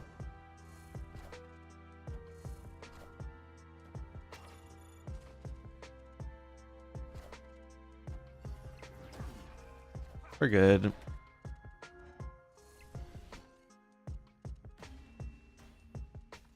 We both got not amazing 6-drops. I mean, Leader was a good 6-drop to get here, but not with how full the board was.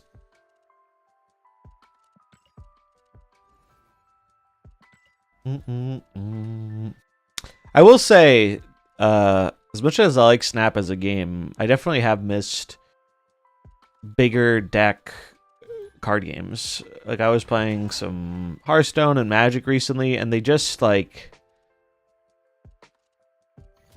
hit a bit differently because they have the more, you know, traditional archetypes. Because Snap has such a different form of gameplay. It's like you don't have the aggro versus combo versus control triangle.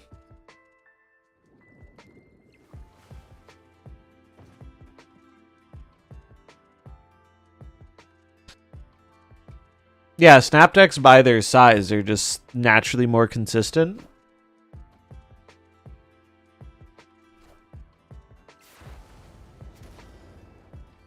Okay.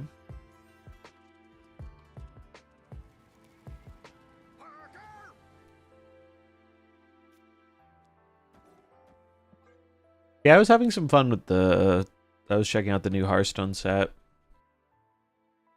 Although it seems like it was a much weaker set. Like, I hadn't played the game in well over a year, so I didn't have a lot of context.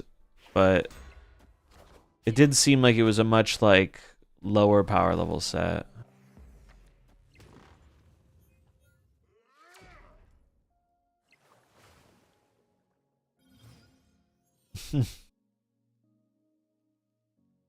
Yeah, even Arsham and Thanos. It's funny because, like, Arsham and Thanos are, like, the size of, like, normal decks in other card games. Wait, shield, shield, shield, shield.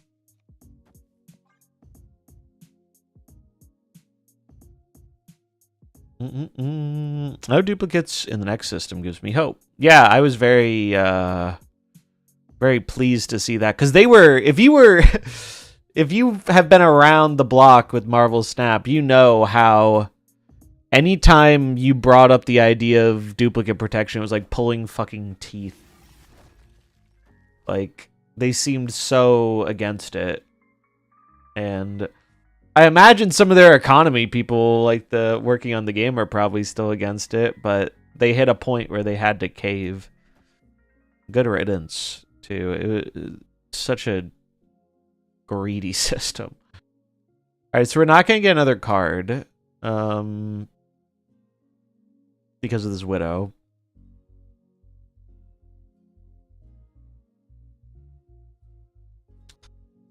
But I might play... Well, I guess playing the Scorpion's better. We'll go like Scorpion... Bobbert. This...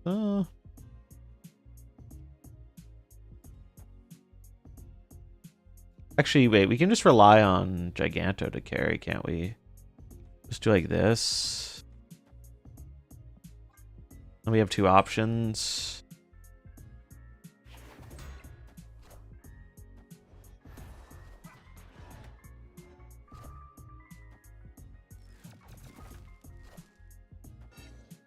Brother, you should have done that in the other order. You should have done that in the other order, friend.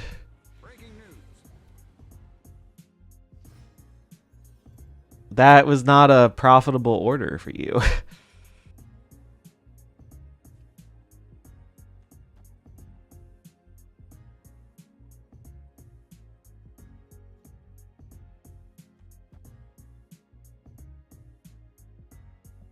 Yeah. Arsham Brain strikes again. I'll give you guys a pro gamer tip. Don't play Legion on a thing that gives you stuff from your opponent's hand after you Black Widow them. Might be a little bit of a hot take, I know.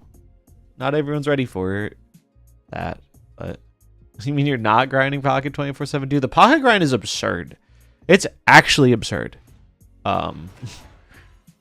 It reminds me of, and I kind of want to do a small a little like video on high voltage talking about it, but Pocket feels like it got a lot of things right for casuals. Like, I consider myself a casual Pocket gamer. I don't play the game too much, but I log in and I grab my packs and have fun opening the cards, and I generally enjoy myself when I'm playing the game, even though I don't play it a ton. So it's weird to me that they took this like very casual friendly game and were like, what if we made ranked just the most grindy thing imaginable?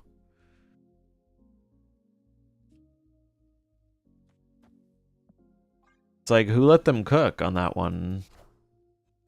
Whoever did, let them out of the kitchen. Ban them from the kitchen. That's not where they belong. especially how many hours it takes. For example, 50 hours of 6 minutes a game at 60% win rate is Ultra Ball. 50 hours? Are you shitting me? Good lord. That's ridiculous. That's absurd. It just feels like they knew their audience and then completely ignored their audience. It's very strange to me.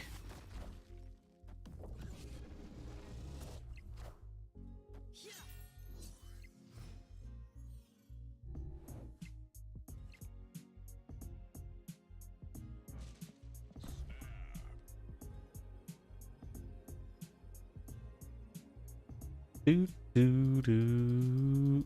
50 hours is a ton.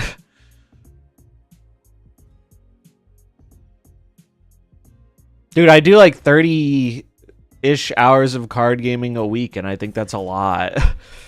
And that's someone who's doing it as like a job.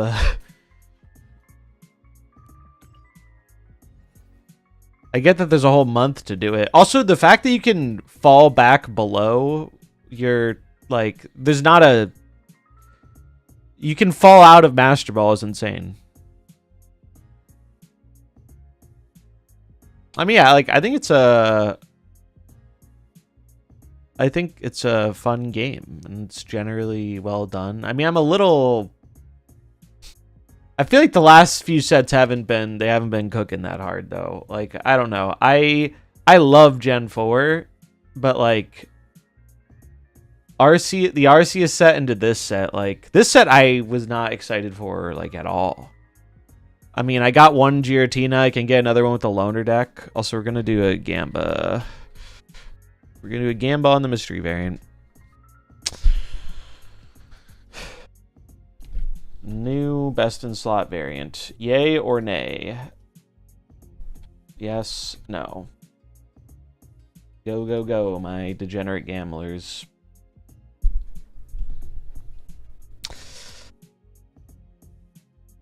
I do think Pocket is a bit worse as a spectator game, personally. I think it's hard to get as... I definitely found, even when I was more invested in Pocket as a game, I didn't enjoy watching it as much as I did most of the other card games. I enjoyed playing it a lot, but... And I don't know why that is, but...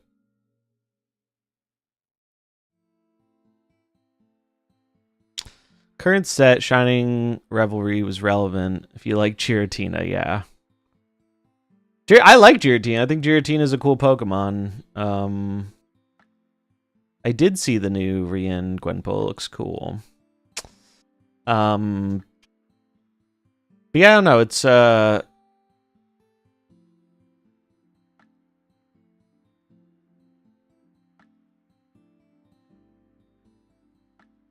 they are also releasing cards so quickly. Like, I think Pocket is very quickly going to run into the...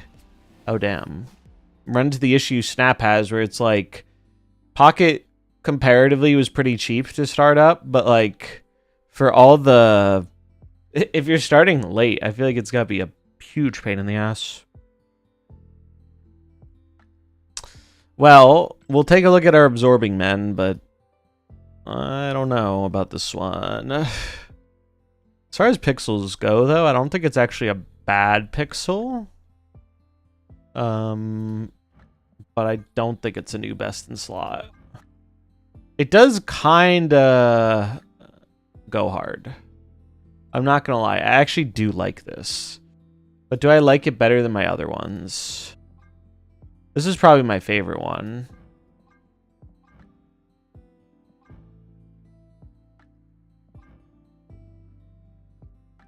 It does look quite good with the background, too.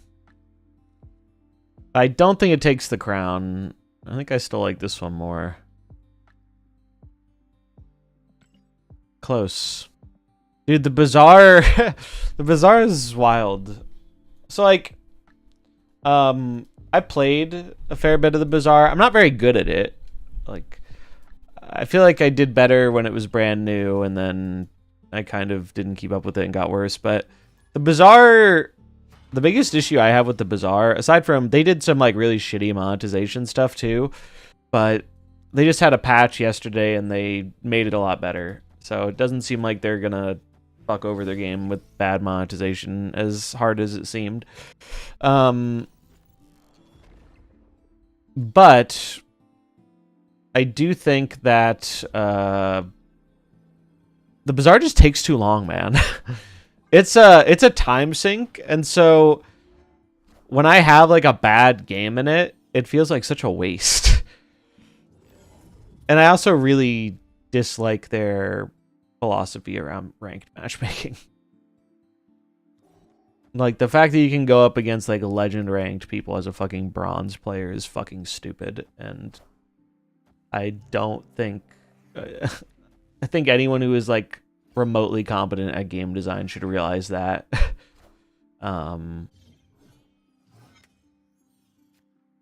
But like, it is a fun auto battler. They made a cool game.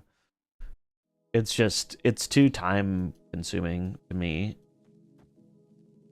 And the feel bads, I think, outweigh the feel goods of like having a good game versus a bad game.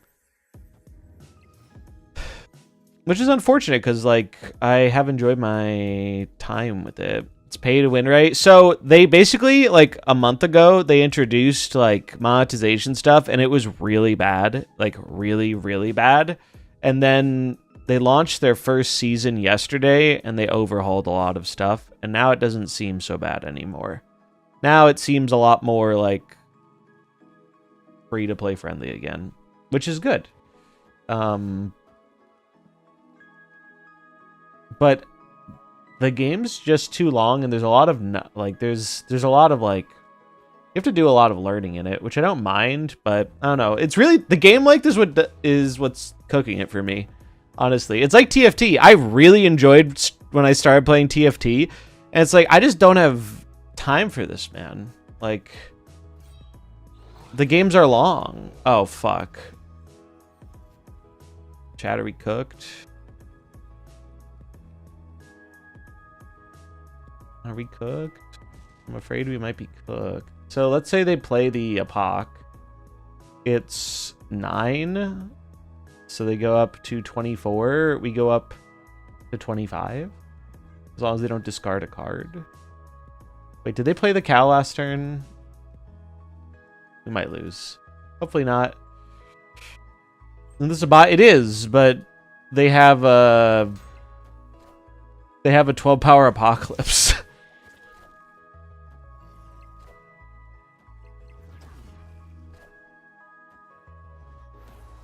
Okay.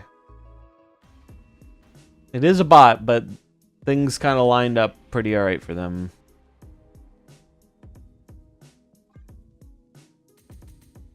Back to Dark Age of Camelot. I have not heard about that. I had a TFT phase fun game. It's so fun. I greatly enjoy TFT, but I'm making a conscious effort to. I don't know. I like I really enjoyed the feeling of completing a game, and there's like a place for these like endlessly replayable games that I enjoy, but I think for games like that, they need to be like shorter, like 10 to 20 minute games, maybe 30. Whereas like TFT and Bazaar are always like 45 minutes plus. And that's just like, that's fine if I want to like do it on the side while I'm like watching something or whatever, then I don't mind. But if I want to give something my full attention, that's just a lot of time, because it means you can't jam as many games overall, because it takes up more time. That's why when I was playing Hearthstone, I was playing largely aggressive decks.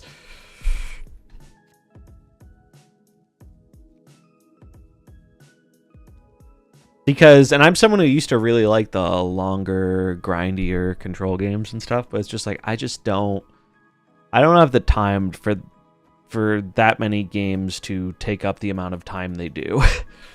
It's just too much.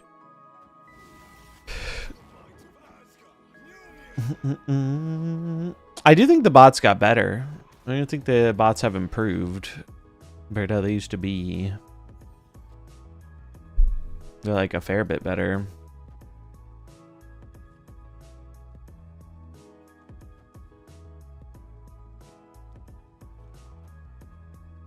A little worried about this.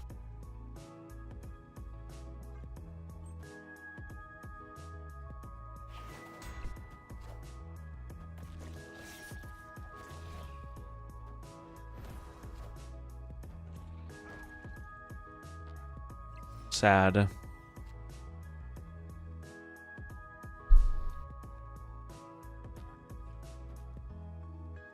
I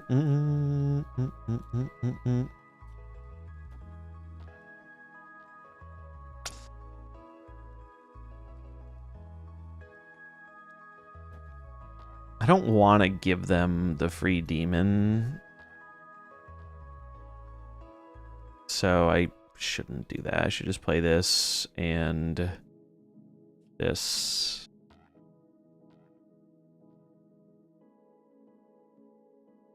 Just wondering if I play the cage now or not. I can play whatever I draw because it'll cost 3 even if it's Malekith. So we just do this. Jane. Sure.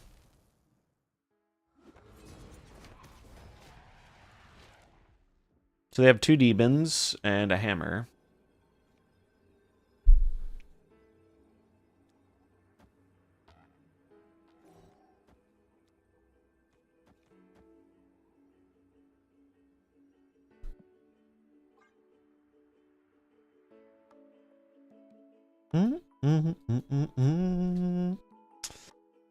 Seems okay as long as they put something in the middle, which I would wager they do.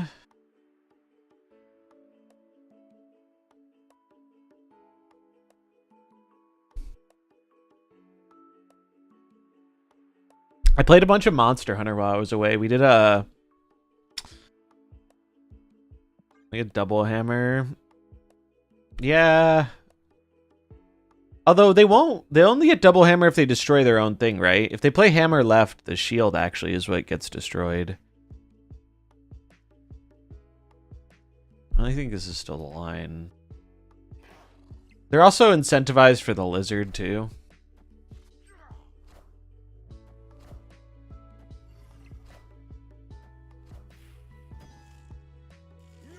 Yeah, I think we're good. Yeah. Worked out. Close, but worked out. Wait, why did the... Oh, the shield... Oh, wow, I almost screwed myself. I forgot the shield was going to go back to 1. I forgot that this won't be the thing because of Cage. So that could have gone wrong. That could have gone wrong on me.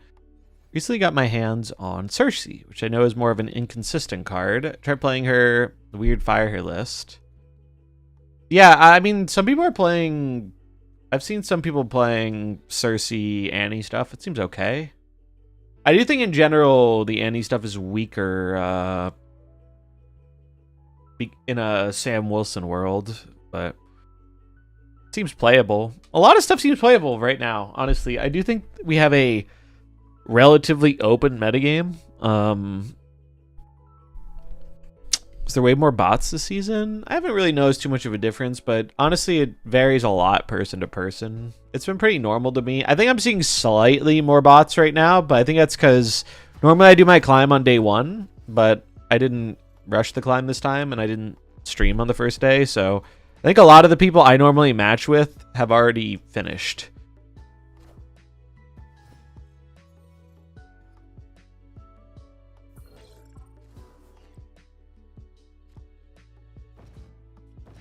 Cersei can definitely be a decent card, though, in the right build. How have we been doing with this deck? Let's see. Untapped. We are 18 and 10 with it. Not bad.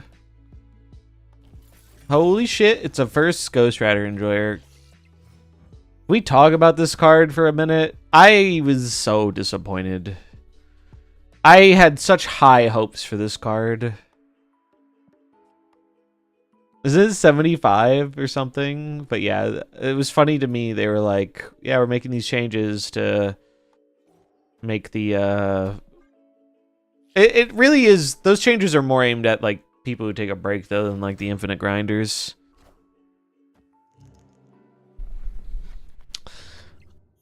Do you think how you're matched in ladder pre-infinite is adjusted as you go, or resets at the season end / beginning? Your MMR doesn't reset, so I don't think it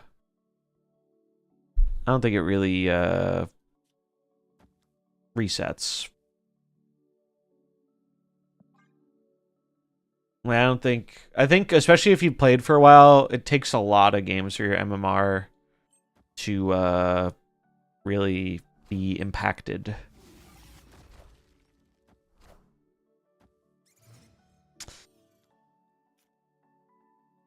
I mean, Arsham can be fine in the metagame like this. Arsham does get a lot of value from like the surprise factor, right? Okay, so we're gonna go. Actually, no, I should do Cage.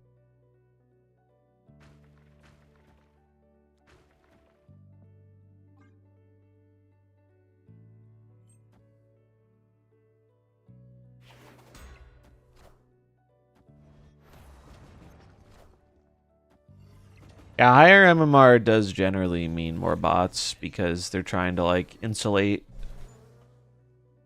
people from us.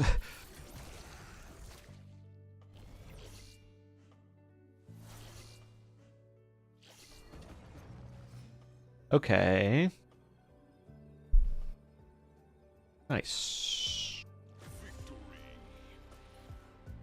But yeah, I was very disappointed in this card. I was very excited for it. I had high hopes for it making a Ghost Rider deck playable again, and it's just... That shit is too fair, man. That shit is too fair, and you need too many things to line up. And then even when you get your combo, it's not always game-winning. Because Conchu's bad. I think Conchu is significantly better than this card. But Conchu has the problem of... Conchu's a build around, but you need to have like an alternate game plan, because if you just build around only Conchu and you don't draw Conchu, your deck doesn't work. It's like Mr. Negative.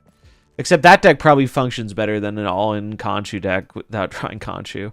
I really liked this version. This version. I did change one card. I was running Sif. I swapped Sif for Morbius. I think this is a very... It's like a little bit more casino-y, but I think this is a very solid deck. It gets passed over because Bullseye is like more consistent of a discard deck. But this deck can have some pretty nutty output. Like having Conchu finally made this card actually like feel worthwhile to me. Because the fact that you could like use it to discard Conchu and then get it out a turn early felt quite nice. Yeah, they definitely do come down to 50-50 sometimes. But I did like this version quite a bit. Like this felt like a serviceable deck with Conchu. That or just jamming him in the fucking Bullseye discard, but you don't really need to... You don't really need to do that. Like I had him in here, but like Meek is... There are a lot of times where Meek is a better card. I do like how he gives you a little bit of like most of your big bodies in this deck are scaling. So like if you miss out on your scalers, or you only get like one scaler, sometimes Conchu can be good to help close out the game. But I actually really like the design of this card. It's just you need another thing to pair it with, and right now the only other thing to pair it with that like fits the synergy is Apocalypse. But I wish we had something else to like build around this. I was trying to make a like adapt this into the Moon Knight shell, but it takes up so many deck slots, and then it's like if you don't draw the Conchu, your deck feels a lot worse.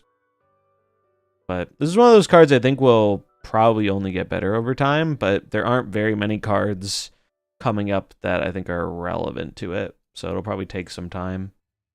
But I mean, you never know what's gonna happen, right? Like fucking, who would have called Dakin being like the core card of the best discard deck, right? Like he's like right up there with Bullseye as like the thing that makes this deck so strong.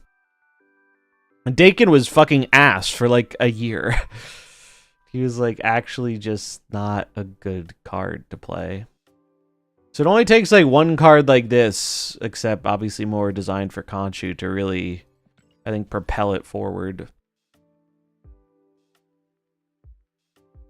Which I think we'll get eventually.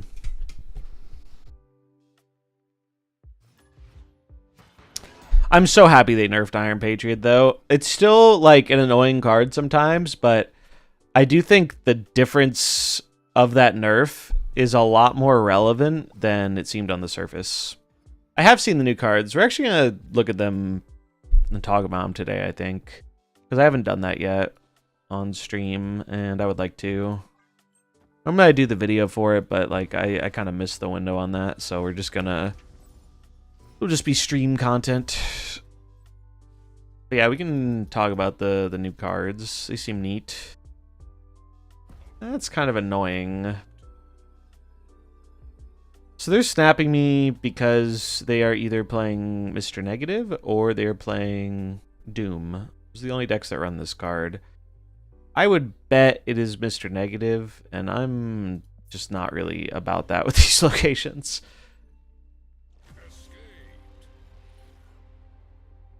Yeah, let's look at the cards. So I don't like to miss cards because it may not be relevant that day, but then when it is relevant, you feel bad. Yeah, that is very much what I'm hoping the snap packs help alleviate, and I think they will. Because like the Hydra Bob situation was a great example of that, where it's like people skipped out on Bob and then he became a really big meta relevant player, and it was like, it sucks for all the people who didn't have Bob. All right, let's see. Patch.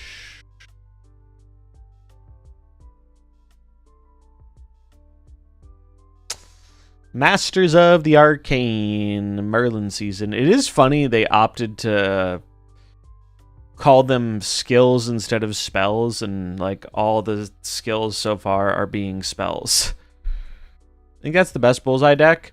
Yeah, give or take a card. I mean, some people like to run Gambit, and I think that's fine.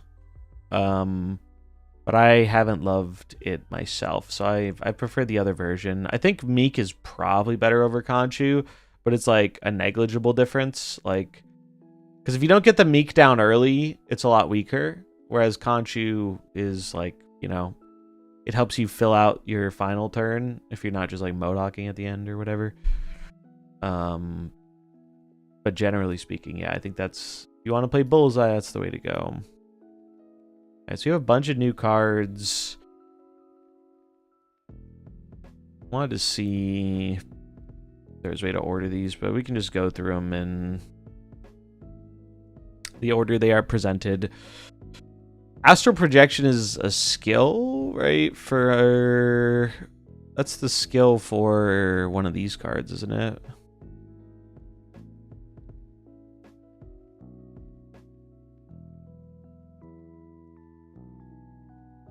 I guess we don't know which this is for. Is this like a... Do we think this is going to be a standalone skill card? We haven't had a skill card yet. But they could do... Although, no, that wouldn't... Would that make sense? Just a 3/0 copy the text of an on-reveal card in your hand? I mean, it's kind of an interesting design, but it seems bad to me to not get a body. Well, I guess you could build your deck in a way to maximize this. Just have some high cost on reveal stuff, but even some of the better ones like Doom or White Tiger. I mean, White Tiger you don't lose much by not having the body, but Doom you kind of do. So, yeah, I don't know about this one. That one seems not great. Doesn't banish either. Do the banish cards all... They all say that, huh? Yeah, it does. Good catch on that. So this could be a skill that doesn't banish. I mean, if it stays on the board, that makes it better, I guess. If it has text. I don't know. Weird card. Weird card that I struggle to see the use case for right now, but maybe that will change. Max Angelo 88 with the Prime. Thanks for the support, friend. Appreciate it. Hope you're doing well on this fine Thursday, right? Yeah, it's fine Thursday day. Enjoy the ad-free viewing experience, the emotes, and these pogfish. Clea 1/1. After this card permanently gains power, add a flames of the Faltine to your hand. Afflict an enemy card here with -2 power. Banish this. I imagine this is going to be 0 cost. I do not think you would want to pay 1 for this. Although I guess maybe it'll be 1 cost, because you can re-trigger this, I guess. If it's 0 cost, I think it's pretty good. If it's 1 cost, it seems okay. Kind of mid. But interesting idea for a card, I think. Dormammu's the cool one. Dormammu is like far and away the coolest card here. I'm most excited for this card by a mile. 7/10, start of the game, begin a summoning ritual. Add the first step to hand. We do have the rituals. Let me click the card. It'll probably be there. Damn, he has a sick variant too. Where are the rituals? I know they're data mined. I've seen them. Anyone have a link? That is the guy who came to bargain. Could they potentially add a 4th location in the game and increase the deck size? I think that could be really interesting, although it would probably absolutely fuck their mobile UI, which is why I think they might not do it. Dexter did an April Fool's joke about that, where he had like, it was like 5 locations. It's funny. Here's my pay to win card with text. Start of the game, win the game. Yeah. Give me one of those. I'll just look it up. It's not Agamo. Dormammu.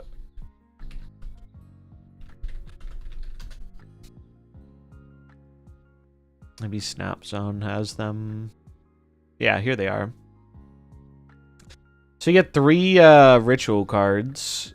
Puts the first one in your hand. On reveal, merge your highest power destroyed card with Dormammu to continue the ritual. And then on reveal, Dormammu steals 1 power from each other card here to continue the ritual. And then 3, on reveal, destroy 2 of your other cards here to summon Dormammu.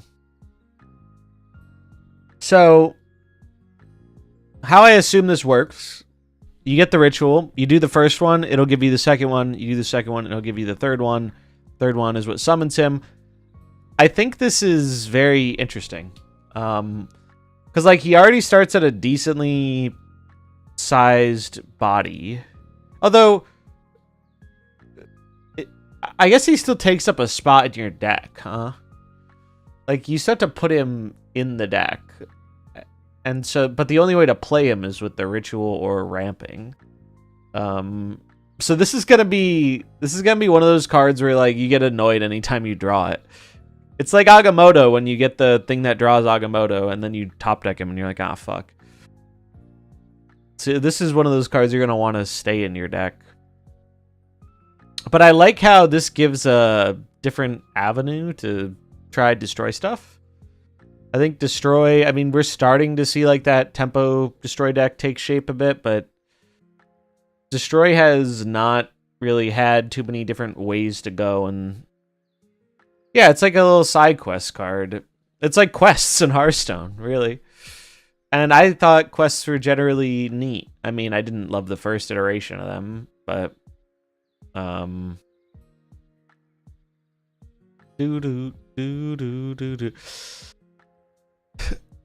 yeah, I mean, I think at some point we will see them experiment with something that adds, like, I think the deck size will 100% be experimented with more. I don't think the lanes or, like, game length will be experimented with that much, but I think the deck size is definitely something they're gonna mess with. Yeah, good thing I got the Bucky Ultimate. I'm prepared.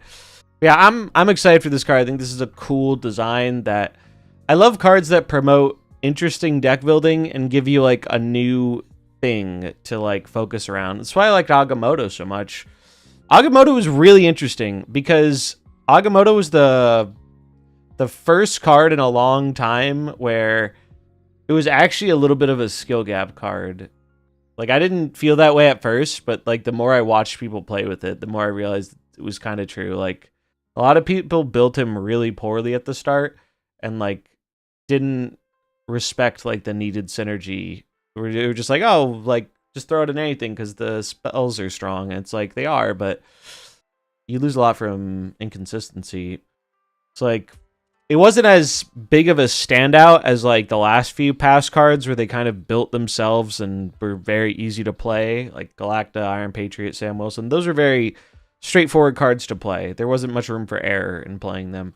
I think there's a lot of error in room for error in playing Agamotto, but I really liked the design of that card and how it gave me a new thing to build around. And that's why I like this card too. Because I've played a lot of this game. I've played thousands of hours of this game. Like, what's my Steam time at? Steam time is at 3K. I'd probably put, like, at least half that on mobile, too.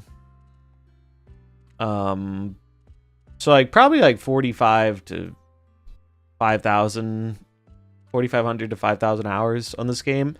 And that's only something I noticed when I came back. It's like, I was excited to try the new cards, but it's like they didn't really give me something really new to mess around with. And I think I was a little spoiled by Agamotto last season. I really thoroughly enjoyed trying all these different Agamotto decks. And I feel like I'm already kind of over Captain Carter after like a day. Maybe that'll change when they buff this card, because they 100% are going to buff this card, because it's just not feeling up to par right now in terms of playability. Too much work to make it work, and very counterable. It takes a lot of collateral damage, and I like that it has a deck building requirement. I like that this card wants you to have more stuff on your board, like swarming stuff out with Zoo or other small things. But it just feels too fair. It just feels too fair.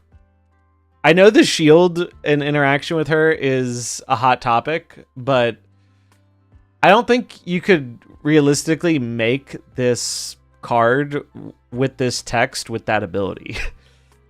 So I think it's better this way, because I'm a fan of the design of Sam Wilson, even though I think he's a little overtuned still.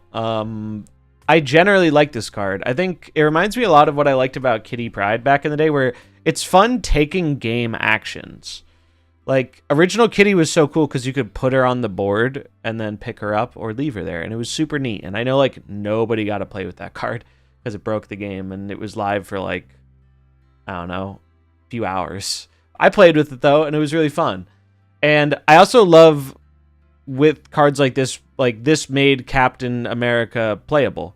And Captain America has almost never been playable in this game throughout most of its life. So, big dub on that. But I do not think you want to expand this shield working with a plethora of other cards, because it would raise the power of what is already, I think, undisputed the best 2-drop in the game. I think Sam Wilson is the best 2-drop in this game right now. And I don't think you need to have more support to make him better. I get like that you can try and make a lore argument for it. Although, to be fair, it is like an alternate universe. It's not the same shield. But looking at it purely from a gameplay perspective, I think the design of this card is neat. I like that they're experimenting with the rose. But it would be impossible to balance this with the shield.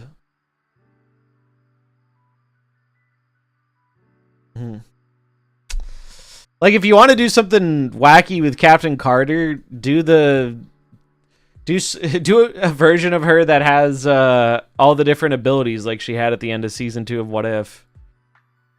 Scream is still a dominant 2-drop for sure. There are plenty of other good 2-drops, but like this card goes into more decks than all of them combined, I think. And what he adds to those decks is quite strong, because all you need is one proc and you have played a 2/6 with like not really much of a downside.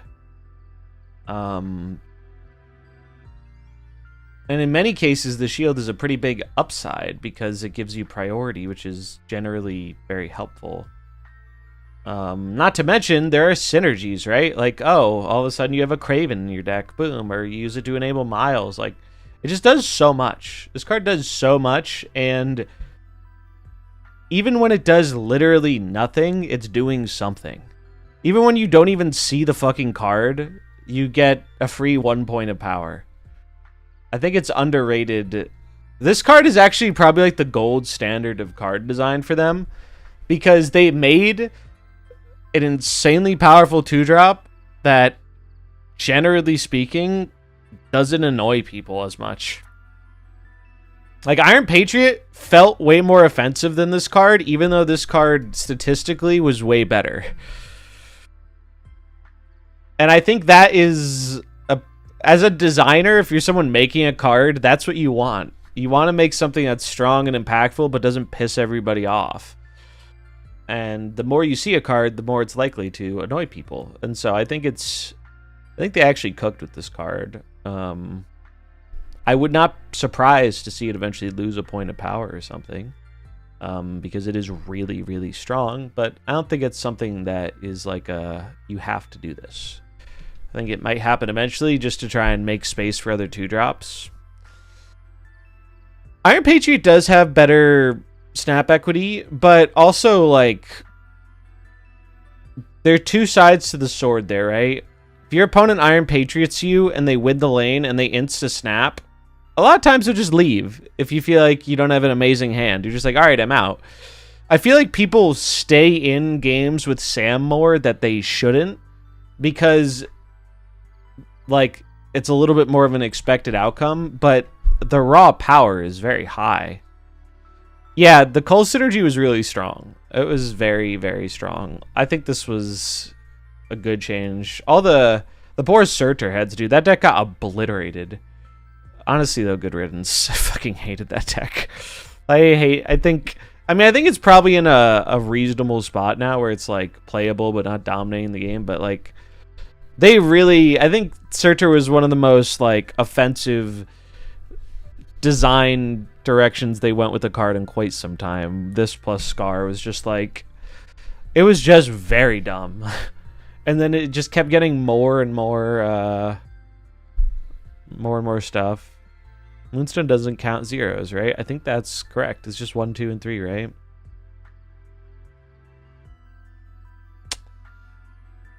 Yeah, Moonstone doesn't get the protection anymore.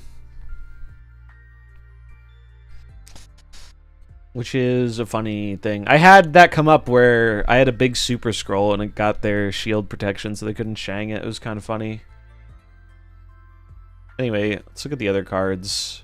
Dormammu's the big one, though. Like, out of all the cards, like, this is the one I'm, like, genuinely like, yeah, this is going to be very fun to fuck around with. Elixir got changed from a 1/1 to a 2/3. Not surprising. This seemed like an insanely strong effect for a 1-drop. Seems more reasonable on oh, it's on reveal now. Oh, that's a pretty big. One of your cards destroyed last turn gets revived here. Oh, this is significantly worse. I did not realize they changed the text on the card too. Merlin next season. Merlin is 2 seasons from now, right? What's next season? Next season's the X-Men stuff. Yeah. Merlin is the one after. This card seems a lot worse. But maybe it'll work in the Dormammu stuff. I don't know. It doesn't seem good. This is a card that I think you'd much rather have be an activate card. because it removes the issue of timing it. Yeah, the fact that they limited it to last turn, too, it's like, ooh. What's up, Shuizo? How's it going? Yeah, I don't know. Elixir seems bad now. That card seems not good. We already looked at the flames. Jennifer Kale. Activate. Next turn you get +1 energy. 2/2. Psylocke at home. Next season pass card is Cuckoo, whatever the fuck her name is.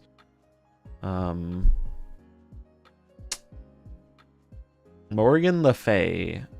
Yeah, this seems okay, but I think most of the time you want an extra 1 energy, it's to play a 4-drop on 3. So it feels SMA Cuckoo, yeah.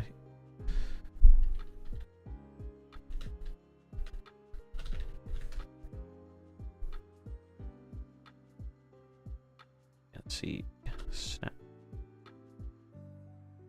This is the season pass card for next season. This card looks good. Yeah, Cuckoo, like the bird. This card seems good. Copy a card from your deck in your hand, set it to 3 cost, 4 power. This is very strong in decks that have highly impactful cards. I think this one will be good. She has good variants too. This is the pass one. And then this is the other one.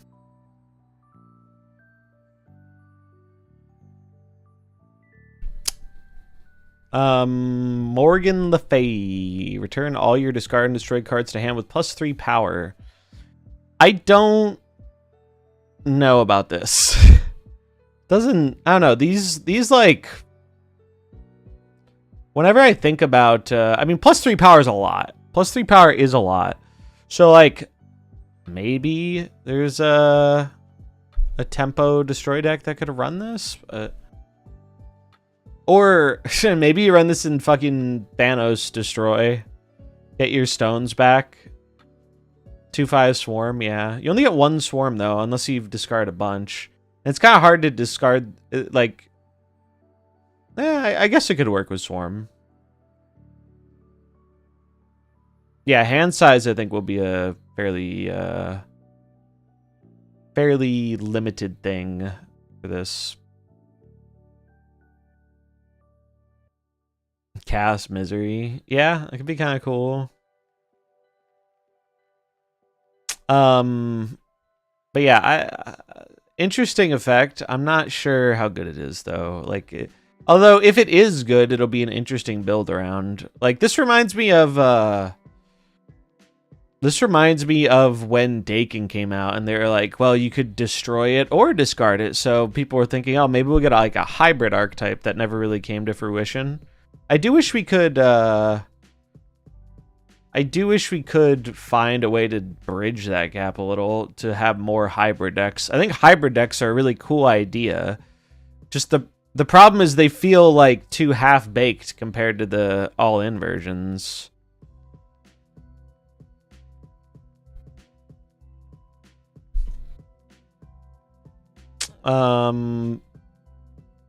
Nicholas Scratch. Who are these people? I know so few of these characters. After you play a skill, +1 power. That's Agatha's son? Interesting. I guess it depends on how prevalent skills are. I mean, that seems like a good scaling 1-drop, I guess. 1-drops are always like the scariest scalers. Because they're so easy to weave in. But you would have to play quite a few skills.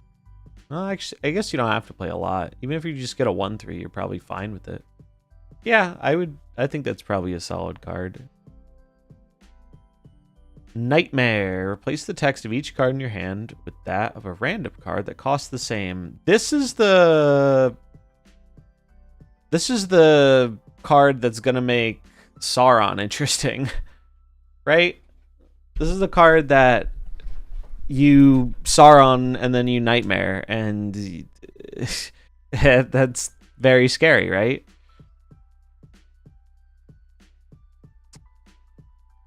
Very interesting card. This is a card that's going to definitely annoy people.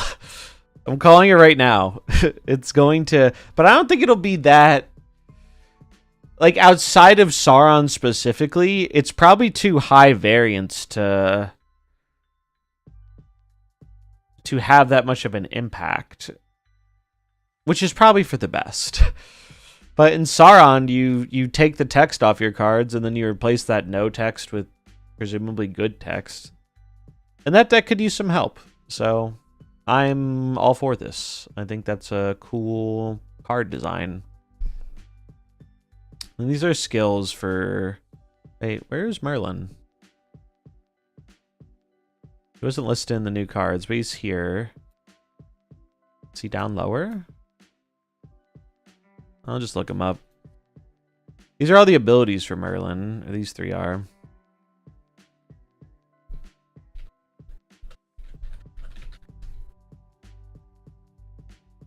At the start of each turn, add a wizardly incantation to your hand.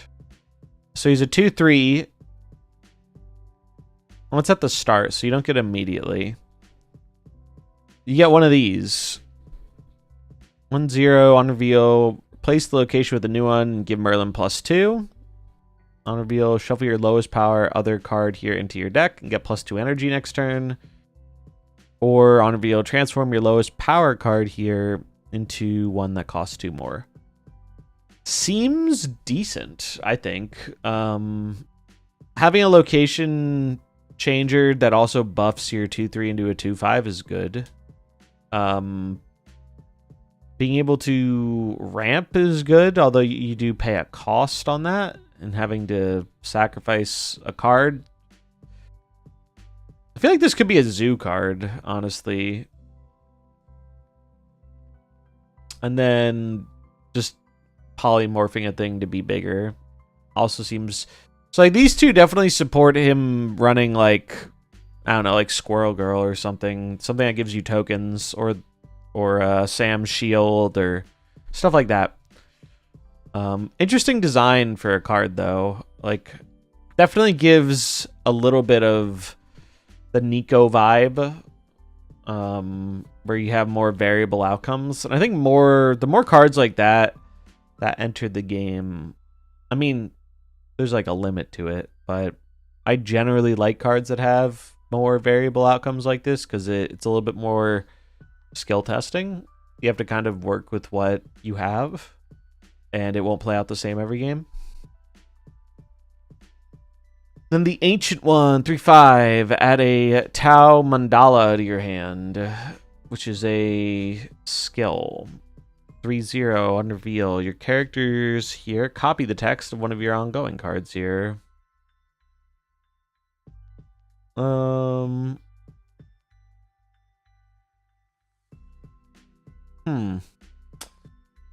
Characters here copy the text of one of your ongoing cards here. This feels very all in on one lane.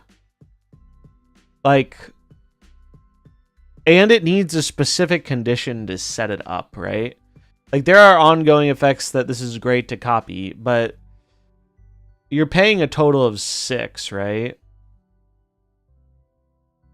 Yeah, the funny thing about the shield stuff is it's literally I think it's the wording that confuses people more than a lore element.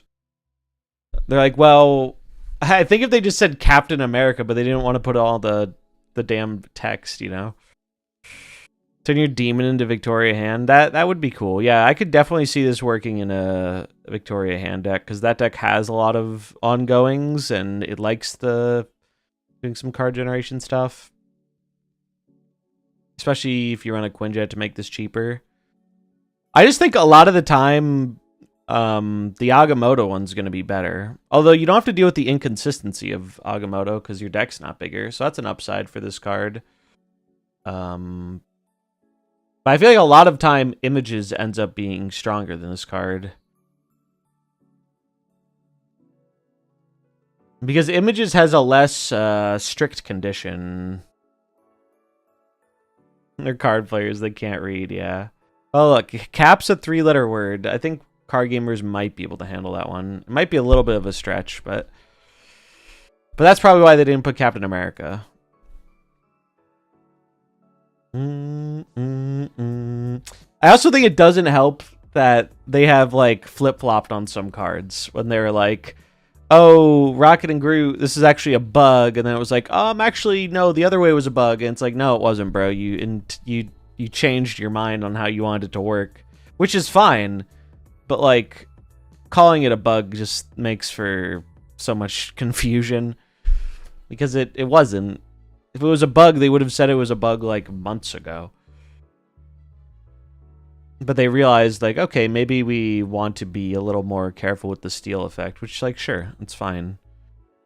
Cardback's kind of cool. Location. Is it all? Cards here to 5 power. This turn, add a 0 power copy of a card from hand here. The wording on this is weird. But, I mean, I get what it's saying. It's just kind of weird.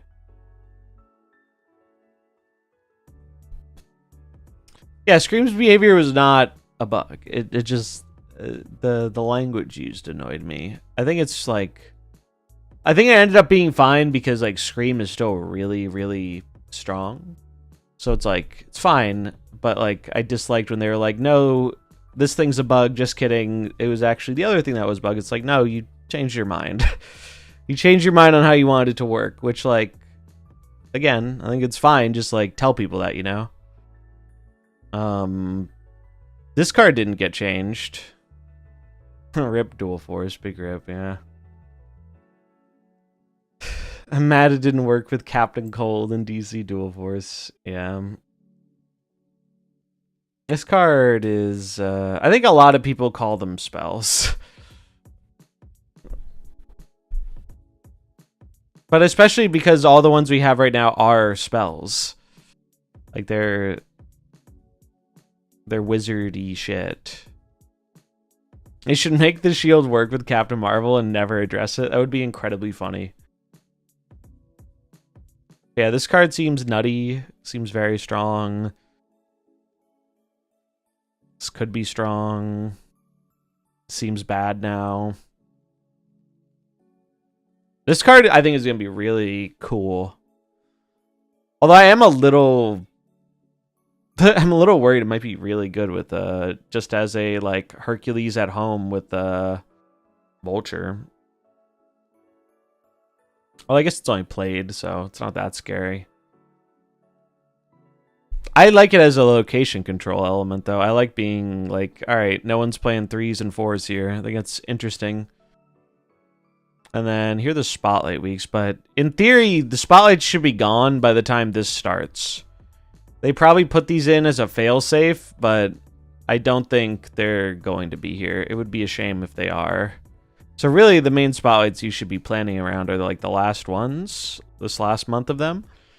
And it's possible we don't even get these if the patch comes at the end of this month. But this week seems... Surge is great.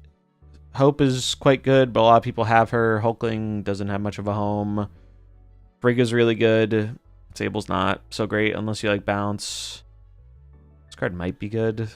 Hard to say for sure. Malekith's good. Arsham's okay. This card's bad. Probably not a great week. This week bangs, though. This week is very good if you're missing the cards.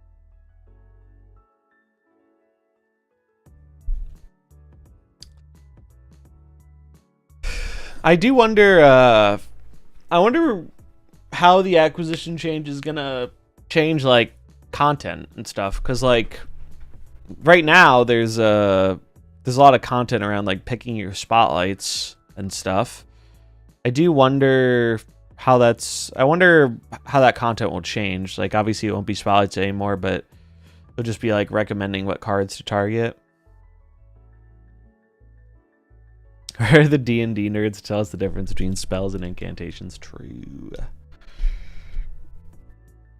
True. Cosmic Conquerors, Dan Hip album. That's kind of cool. I think I have... Well, I guess most of these aren't out. Most of these are not out.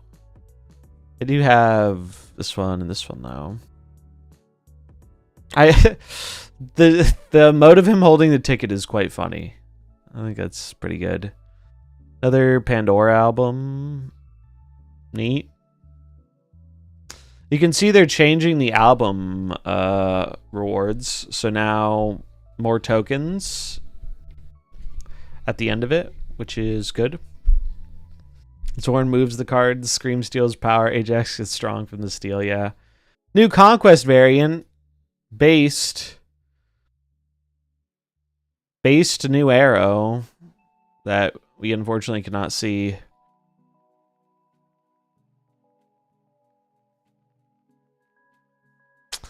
New Ultimate Magic Super Premium Scarlet Witch. There's another arrow. And a bunch of new variants. Rian Copycat.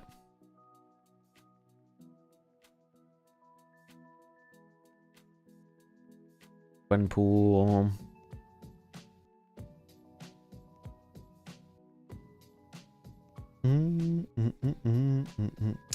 Yeah, my guess on like, so right now, right, we've been waiting for the card acquisition stuff for forever, and that clearly has been a big undertaking for them. Also, damn, Symbiote Spider-Man's pretty sick. I wish this card was better. I imagine they're gonna shift their focus to, I mean, they're still gonna be working on it because they still have to do like the themed packs and all this other stuff. So I imagine we'll see like a 2.0 rollout of the snap packs at some point with like more features and whatnot a little later on. But I think their big focus is gonna shift to, one, fixing character mastery. Like, I'm just convinced that's gonna...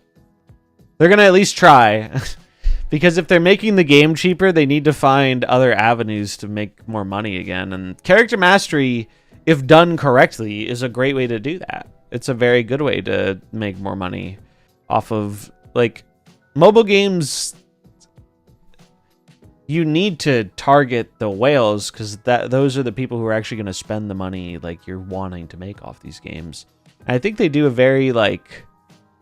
I think they do okay targeting the whales with like bundles and stuff, but I think for how deep some people like diving in the cosmetics in this game, if Mastery didn't suck, they would make a shit ton of money off of it. And it'd be great because you could just, like, it's not something you need to engage with as a player, you know? Like, it's something that you can kind of opt out of messing around with. I mean, I wish you could fully opt out of it. If you really wanted to, but they're not going to do that. But that's really where I think they should be making a bigger effort, because there are clearly people with the money and the desire to dive deep into splitting, and they just kind of fumbled the bag. And then if they fix it in general to aim to target those players, everyone else gets it fixed too. And again, I'm someone who's more, I've been more middle ground on the character mastery stuff, because I think there are things like this that are cool. Like, I like the unique customization to specific cards. I just think that it needs targeting. You need some way to target the thing you actually want. If you had that, it would fix a lot of the issues. Also make the XP better. The XP is kind of shitty. It's really not super a complex thing to fix. It's just a question of, can they, like... The big thing about targeting is you need some kind of UI for it. And that's the thing. I don't know how easy or difficult it's going to be to do that. I could finish the Iron Man Mastery whatever I want. I'm so close. I'll probably finish it randomly just by getting a variant at some point. By opening it. Because, like, Mastery it should progressing it off of variants is cool, but it should feel better to progress it off of splitting, because splitting is like that core loop you want people getting hooked on. And the splits should feel better. I didn't even know I had this. How does that? Probably doesn't look as good with the... I did not even know I had that. Must have got it randomly. Yeah, it doesn't work quite as well on inked. Yeah, I still think it's absurd that the card I have played the most and split the most is like level 23 or whatever. It's like,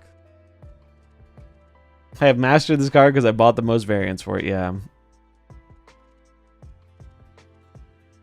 Yeah, I agree. I think Mastery really should have been more about your playtime and engaging with the card, and variants can be a part of that, but right now it feels like if you get a character to like level 15 or level 20, the splitting becomes largely irrelevant.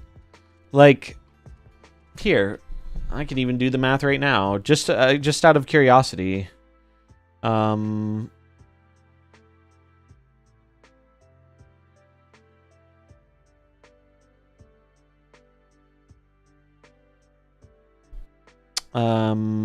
Calculator. So 4,400 or 440 divided by 15. It would take me 30 splits to... Oh, I forgot. This is total. But still, it would take me 30 splits to finish Mastery. That's ridiculous. That's ridiculous. It's like, what the fuck? Why? The rewards aren't even good. Like, you don't even get anything that interesting for doing so either. It's like, why would I continue to split a card where I already have, like, multiple good splits on it? We've got this one. Got some confetti. We have golden bananas. You have this. It's like, why would I keep splitting? It's weird. It's just a very weird way to do this whole system. But yeah, I think that is, in terms of things they're going to, I think in terms of things they're going to prioritize, I think Mastery is going to be a big thing. I think they're probably already working on it, frankly. Because, like, they put a lot of time into building the system, for sure. And I just don't think it's making them that much money.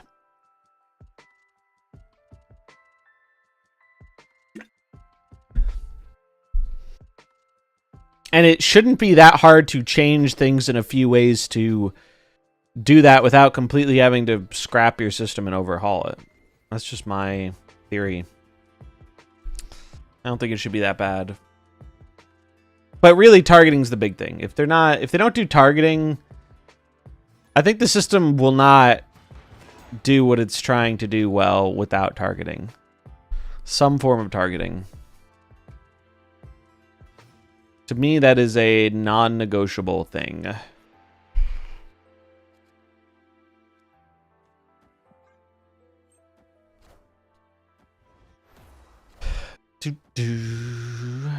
Alright, Red Guardian, your time is now. Don't love that.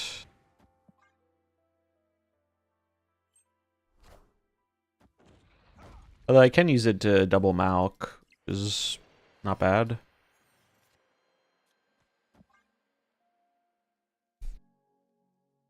Double Malk is pretty good.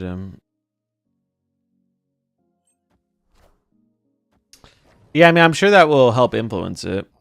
No doubt. Okay.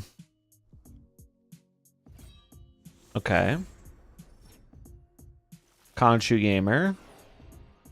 I mean, Conchu's a little scary, because it'll proc twice. All right, we got Lucas Cage.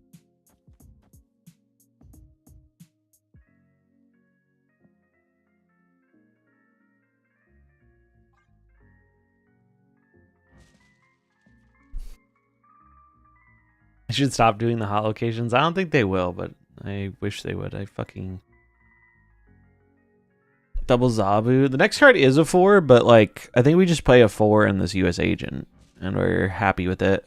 I want to have space in this lane. Okay, they left. Cool. Yeah, I dislike hot locations. I wish they would go away, but I don't think they will.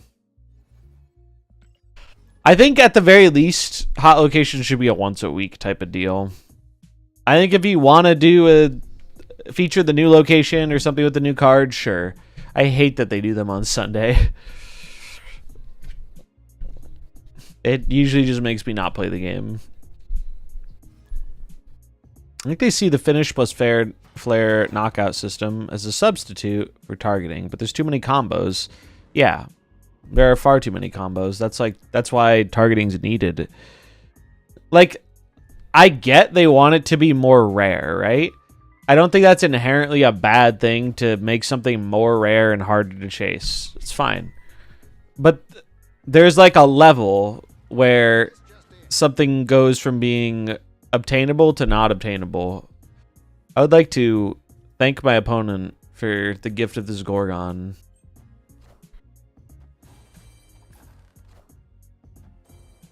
Because it hurts them a lot more than it hurts me.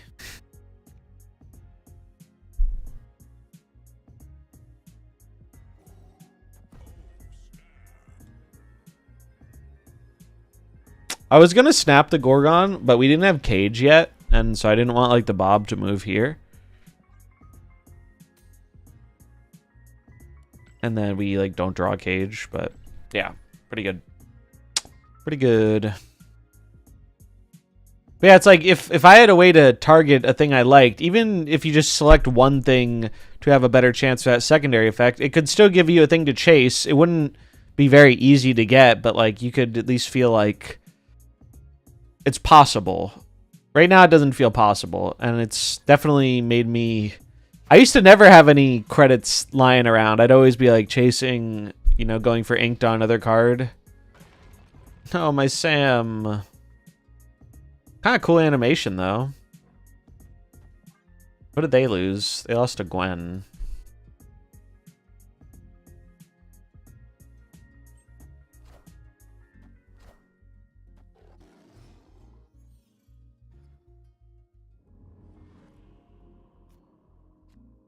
Yeah, it does provide the... Although, I think the unique collection thing was always a bit of a...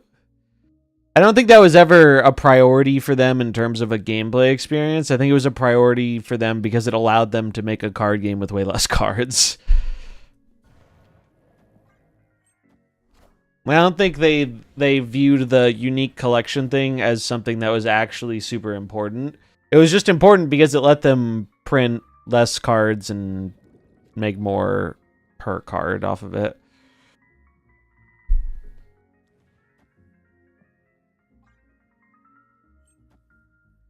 But I do think, like, it is a cool aspect of it that everyone has all these different variants and can customize their card in different ways. It's like very interesting.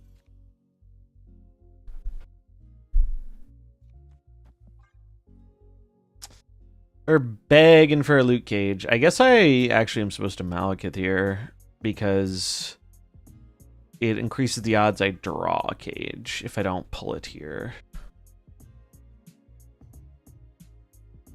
No, the hot location ended. Hot location was Nidavellir, but that ended on reset.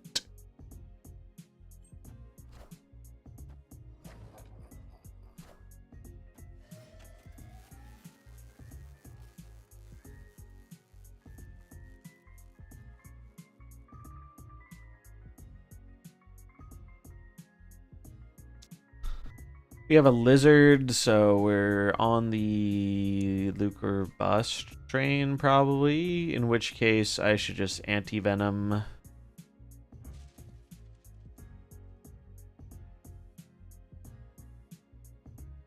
I don't think it's beneficial to play the Zabu, really.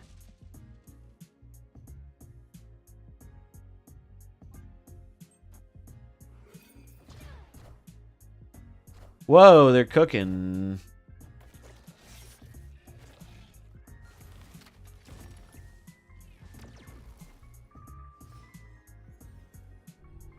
Luke, please. Not Luke. Badge. No Luke's here.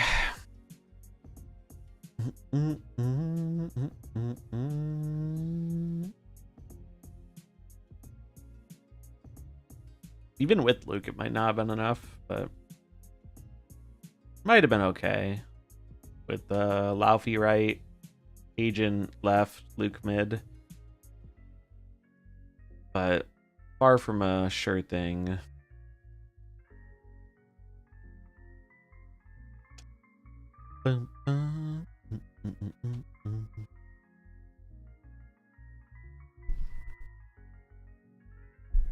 Oh, this card is from the Burial Ground. How's Laufey? He's been pretty good.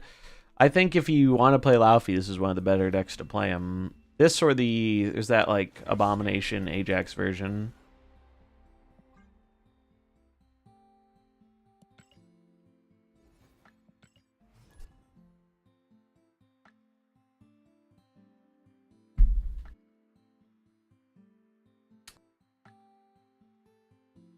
Although I think he's a little bit better in this one because of the fact that this version runs Cage, and so being able to like sap power from your own stuff and then give yourself the power back is quite nice.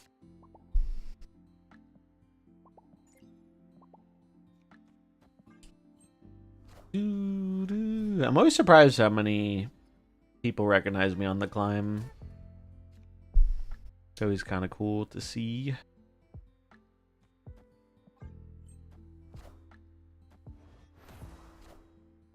Alright. Discard gamer.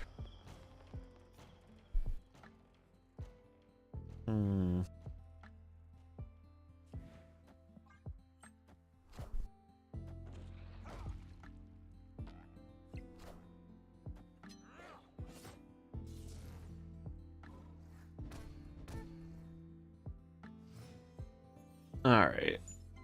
So we know which lane we are not going for.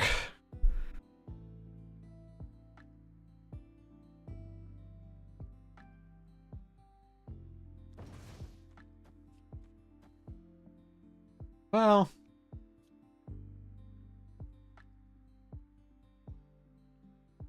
what can we pull?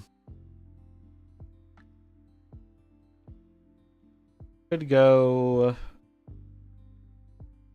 Actually care about the draw that much? Not really.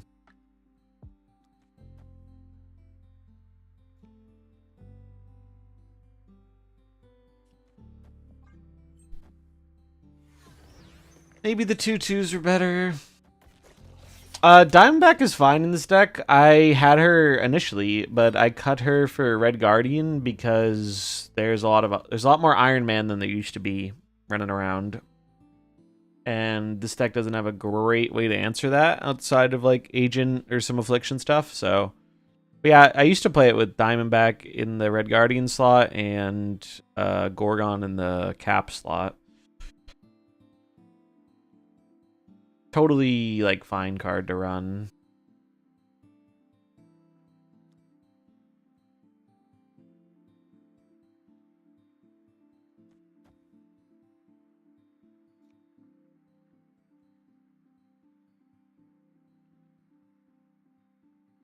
Laufey costing 3 is largely irrelevant here.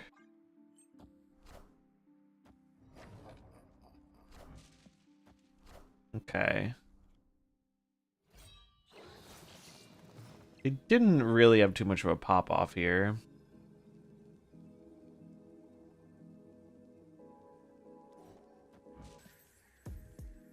Oh, but this is bad. This is bad because of not having Cage. So I think I have to do this.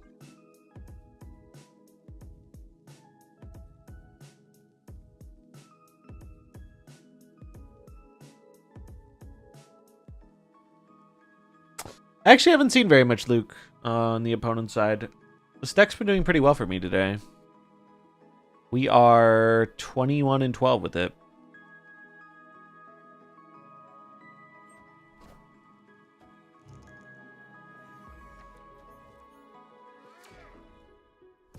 Yeah, the LDS Scream stuff seems pretty good.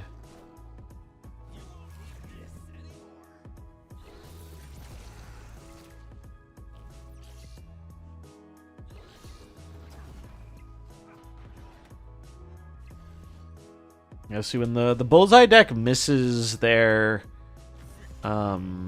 swarms or like double Dakin and bullseye stuff, like it really does have a pretty mediocre power output, which is why I think it's been left alone for a while, because it's like the high rolls are really high, but the mid rolls are pretty mediocre.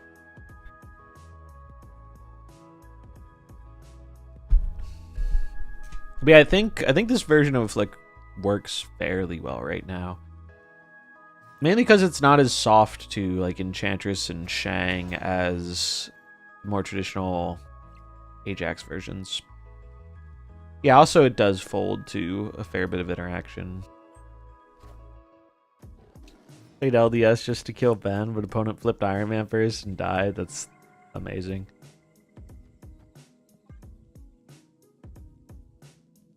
Classic.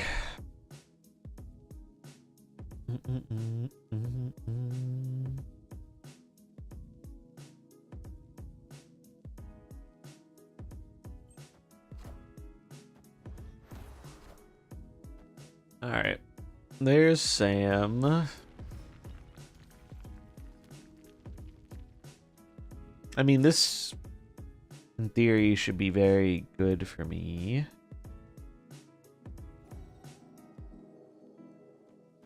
As long as I find Lucas Cage. Do you think there's a functioning deck that combines Clog with Diamondback Afflict stuff? I think the thing with Clog is just good at winning the game without afflicting people. And you need a decent amount of cards to support both those packages. That's not great. That means we're just 100% abandoning the left.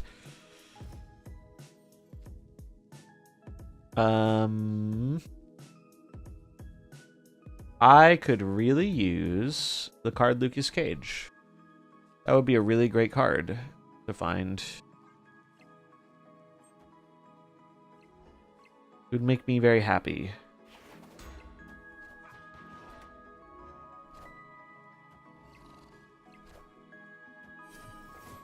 Well, I think we're probably kind of screwed. But, maybe not. 1 and 4 to find Cage. Cage or bust.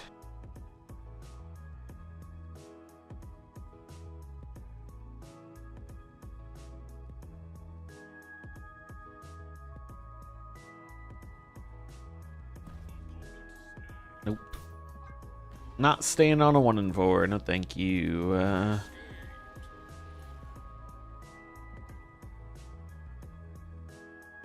Even with a 1 and 4, I think we might die to Iron Man there still. Maybe not. Because of the locations. They could also just have a Cage of their own, too. Although, Cage isn't as popular right now as it was, I feel like. Why haven't they added boards yet? Great question. I feel like that is another easy way for them to make some money.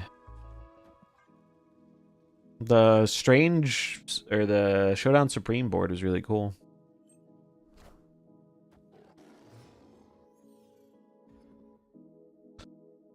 Do, do, do.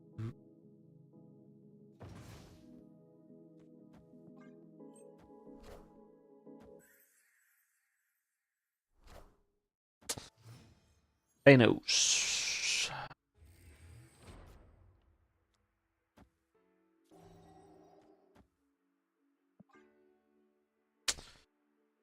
Let's see what's hiding in the mansion.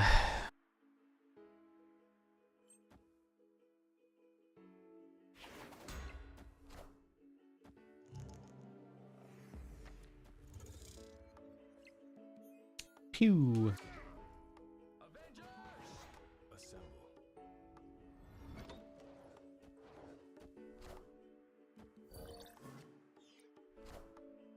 That is not an equivalent exchange. Pretty far from it.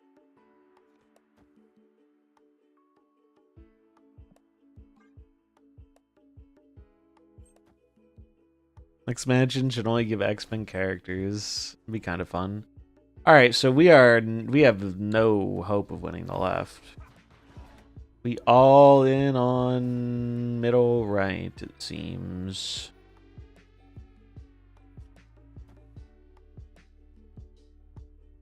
Although I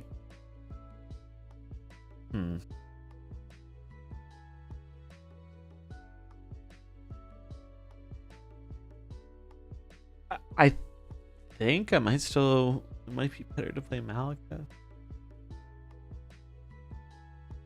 Just to thin the deck. I don't like how it, I mean, it doesn't feel great, but I think I still do this. The thing that's concerning is if like they outpower me here on the right, and then they reality, we're in trouble. Oh. Seems like a wasted reality stone, if you ask me. What did we get? We got a lizard.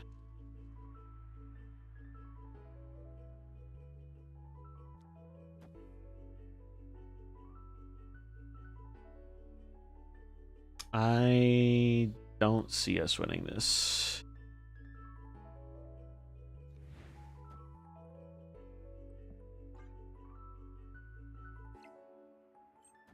Seems unlikely.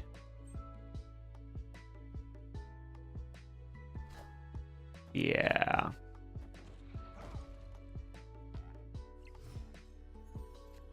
We did get Laufey, but I don't think it's enough to close the gap here.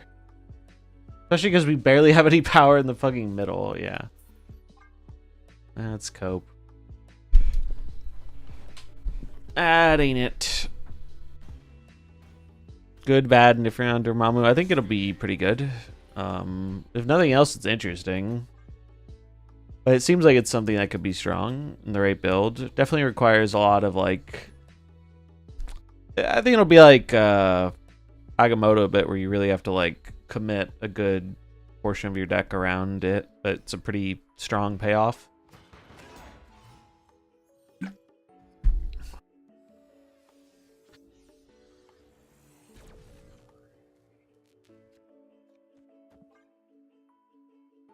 Go, lizard, go. Turn one, snapping, an extra energy. I would think they're Mr. Negative, going by their name and thing, but they are playing the shield, so probably not.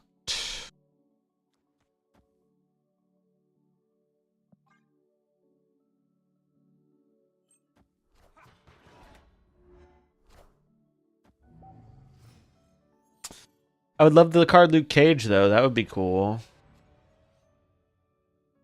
The card Luke Cage would be pretty fucking cool to find.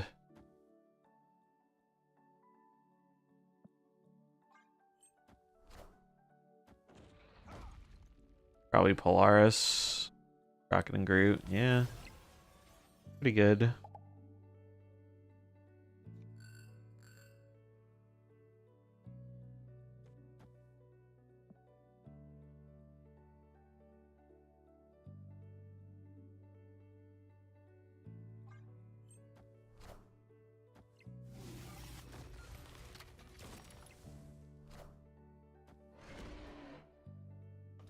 Please, Luke Cage. Please. We need you. We need you, Lucas Cage.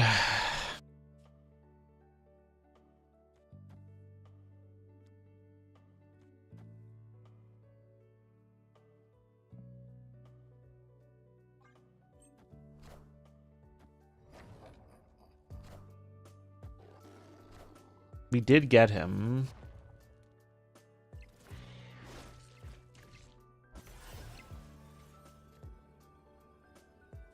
But I think I am good.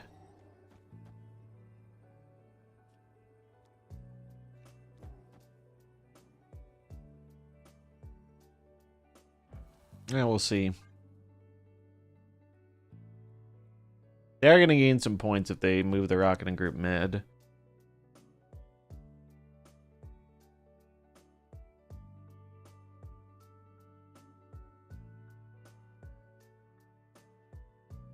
I have not watched season 3 of What If yet. I'll probably get to that soon, though.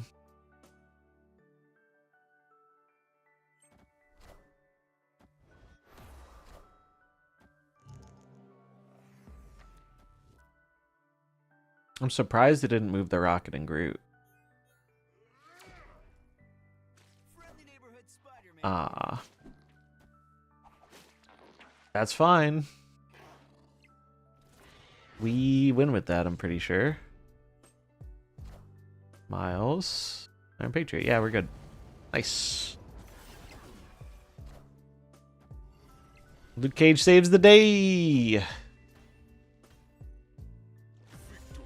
This is another reason I like playing this deck right now, is because there are a fair amount of Scream gamers going around, and Cage works pretty well against them. Nice. We're getting closer to being done.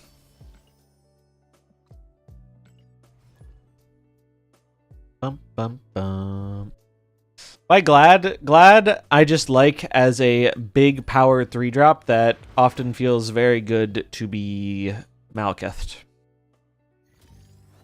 If you wanted to lean more into synergy, you could put Diamondback in that spot. But I like that Glad is just a 3/8 that usually doesn't have a lot of downside. Yeah, it's also good with Agent. Works pretty well with Agent. Gives you like pretty high-powered 3-drop.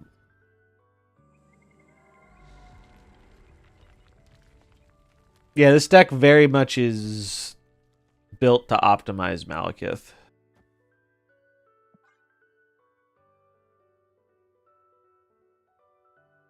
I'm a big fan of these Malekith tempo decks. Basically, Stefan, another very good player, plays a lot of... Oh, fuck off. Plays a lot of these types of decks, and I kind of adapted one of them into this version, and I've liked it quite a bit. This is not great for me. Very not great.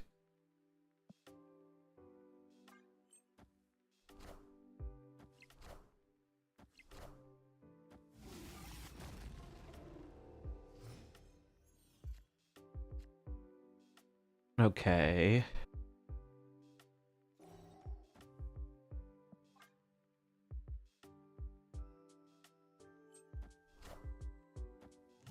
I'm pretty sure we're dead. Oh, we're mega dead.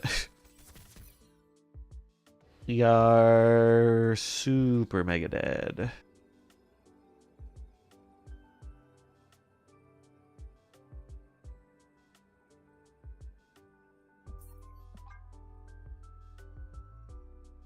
That was a pretty good roll off the Shauna. Electra, which got value, a Martyr, and an Iceman.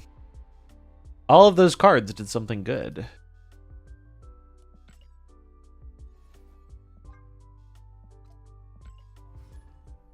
Do, do, do.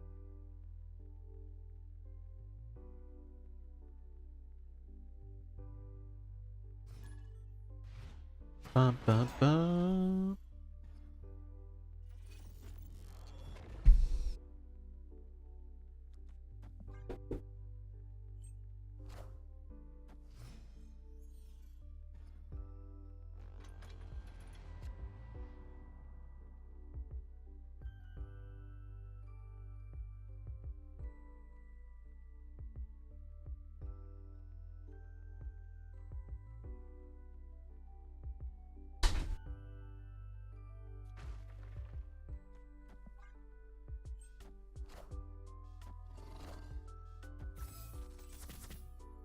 Kate Bishop.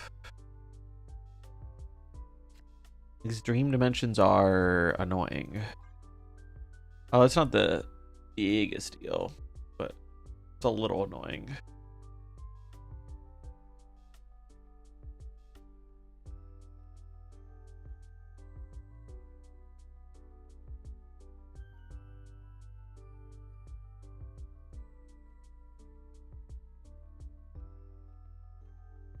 What do they have?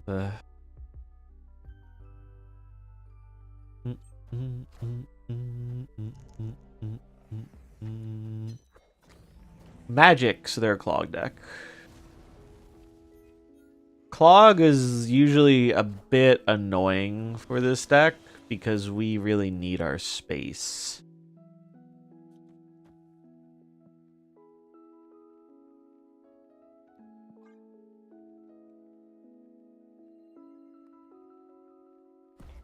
Yeah, I'm not doing that. Nope. Clog is very not good for this matchup. If we ever know if we're gonna get Yelena card, Sister of Natasha. We've read Guardian. Isn't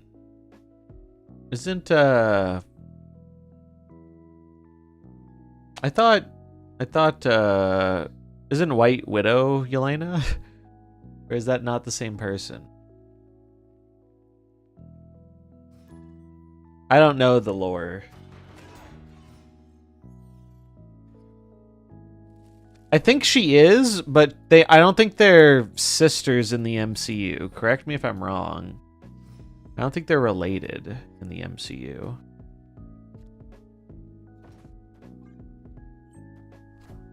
But I think that is Yelena. What are they cooking? Invisible Woman.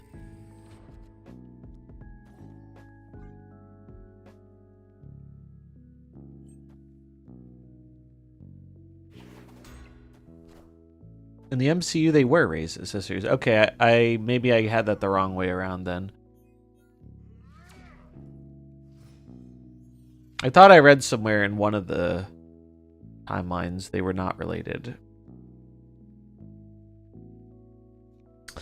You think Sam will get nerfed? Eventually, probably. Anytime soon? Probably not.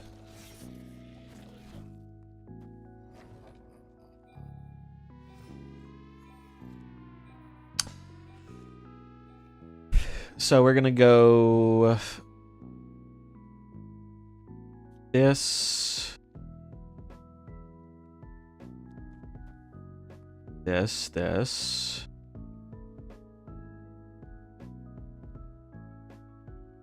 running Khazar. Interesting.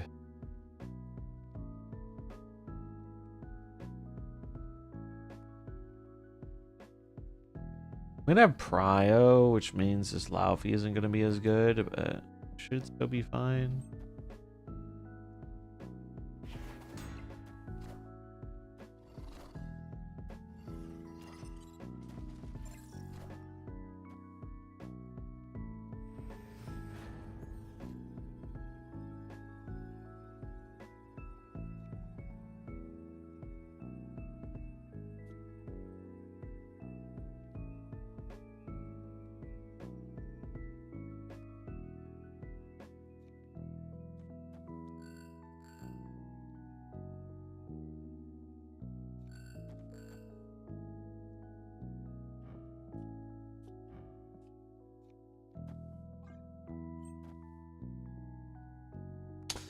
See what happens.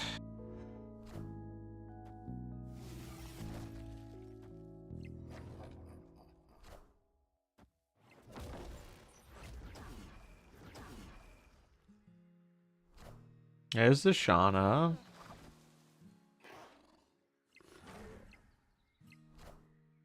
Martyr. Squirrel Girl. No, we lose. Unfortunate.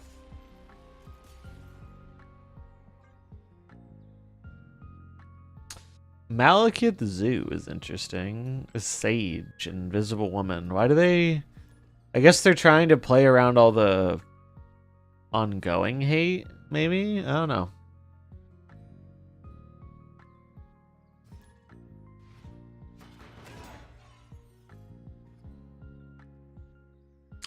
I suppose there's a surprise factor there.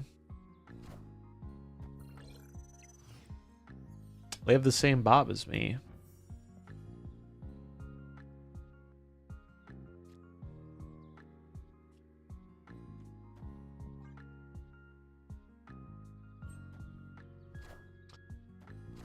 Ooh. They look to be having a better start than we are.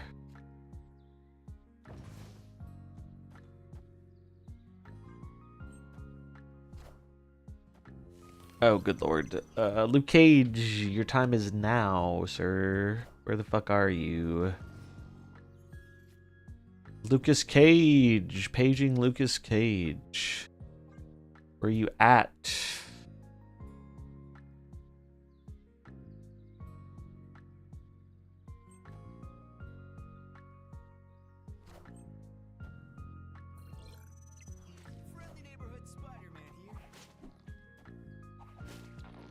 Sure. Yeah, they did gut White Widow pretty hard.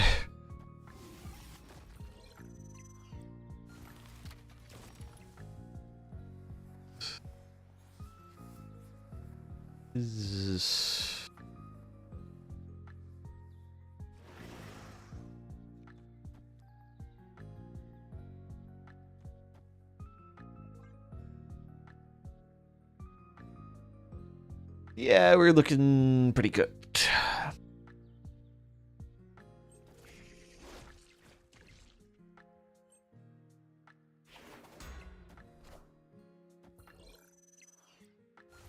Pretty cooked. Now we're looking.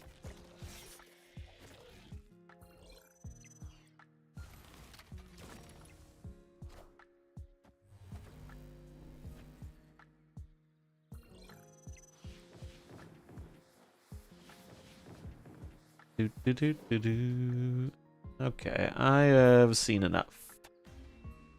Seen enough of that one.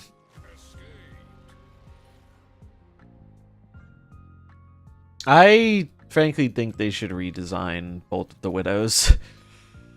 I think it's a bad philosophy to have cards like that where they're like, we don't want these to ever be highly played.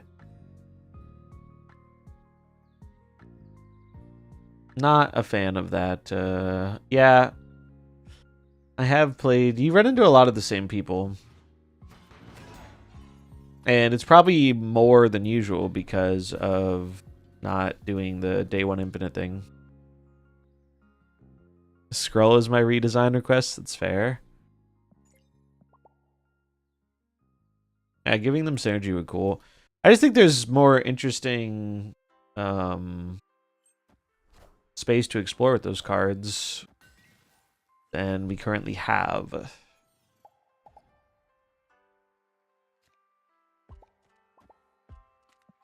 Okay.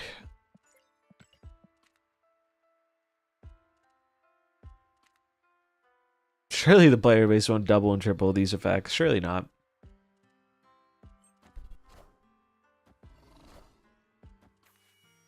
They wouldn't dream of it. Doing something so heinous. Okay. It's fine. Oh.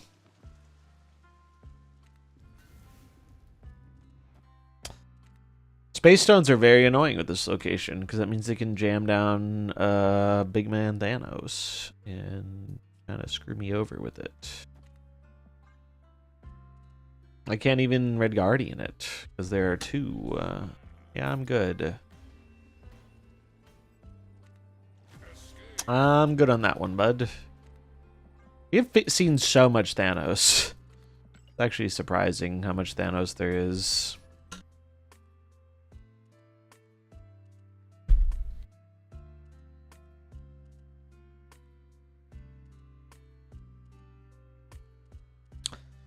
Yeah, I'll probably finish the climb tomorrow because I have to go here shortly.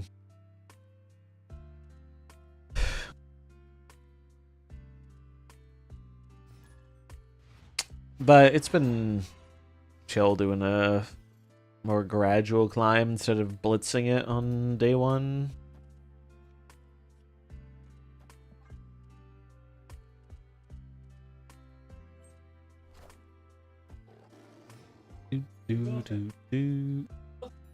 Yeah.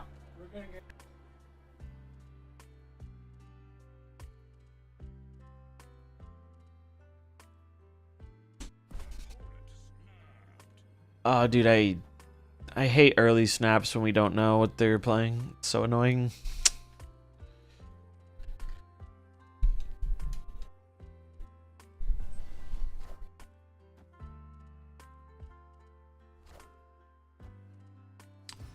I think they were on Victoria Hand last time.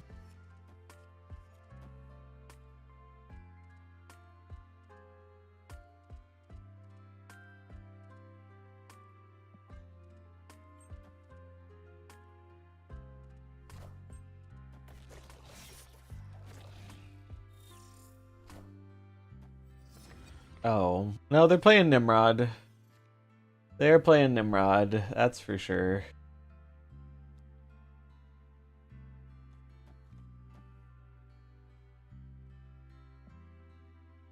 Well, it's time to see if we can find the card Red Guardian.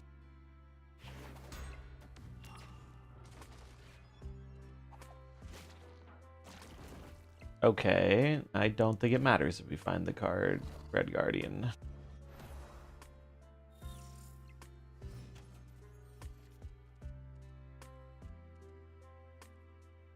Likely does not matter.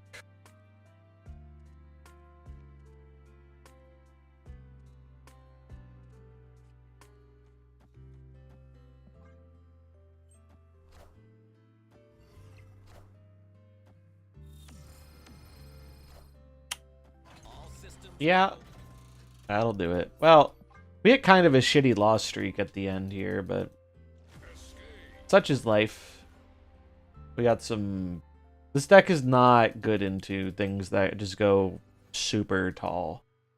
This is more of a mid-range deck that tries to beat up other mid-range decks, usually. Probably should put... Probably should consider putting... What's her name? Gorgon back in if the Thanos stays around. But in general, like, it did fine. Got us a little bit higher up. Finish the climb tomorrow. That's gonna do it for me today. I got places to go and things to do. Back tomorrow for more. Send you to Ika. Not Kia, Ika. Show him some love. Say what up for me. Yeah, have a good rest of your day. I'll see you tomorrow. Thanks for hanging out. Follow if you're not. Check out the YouTube. All that stuff. All right. Peace.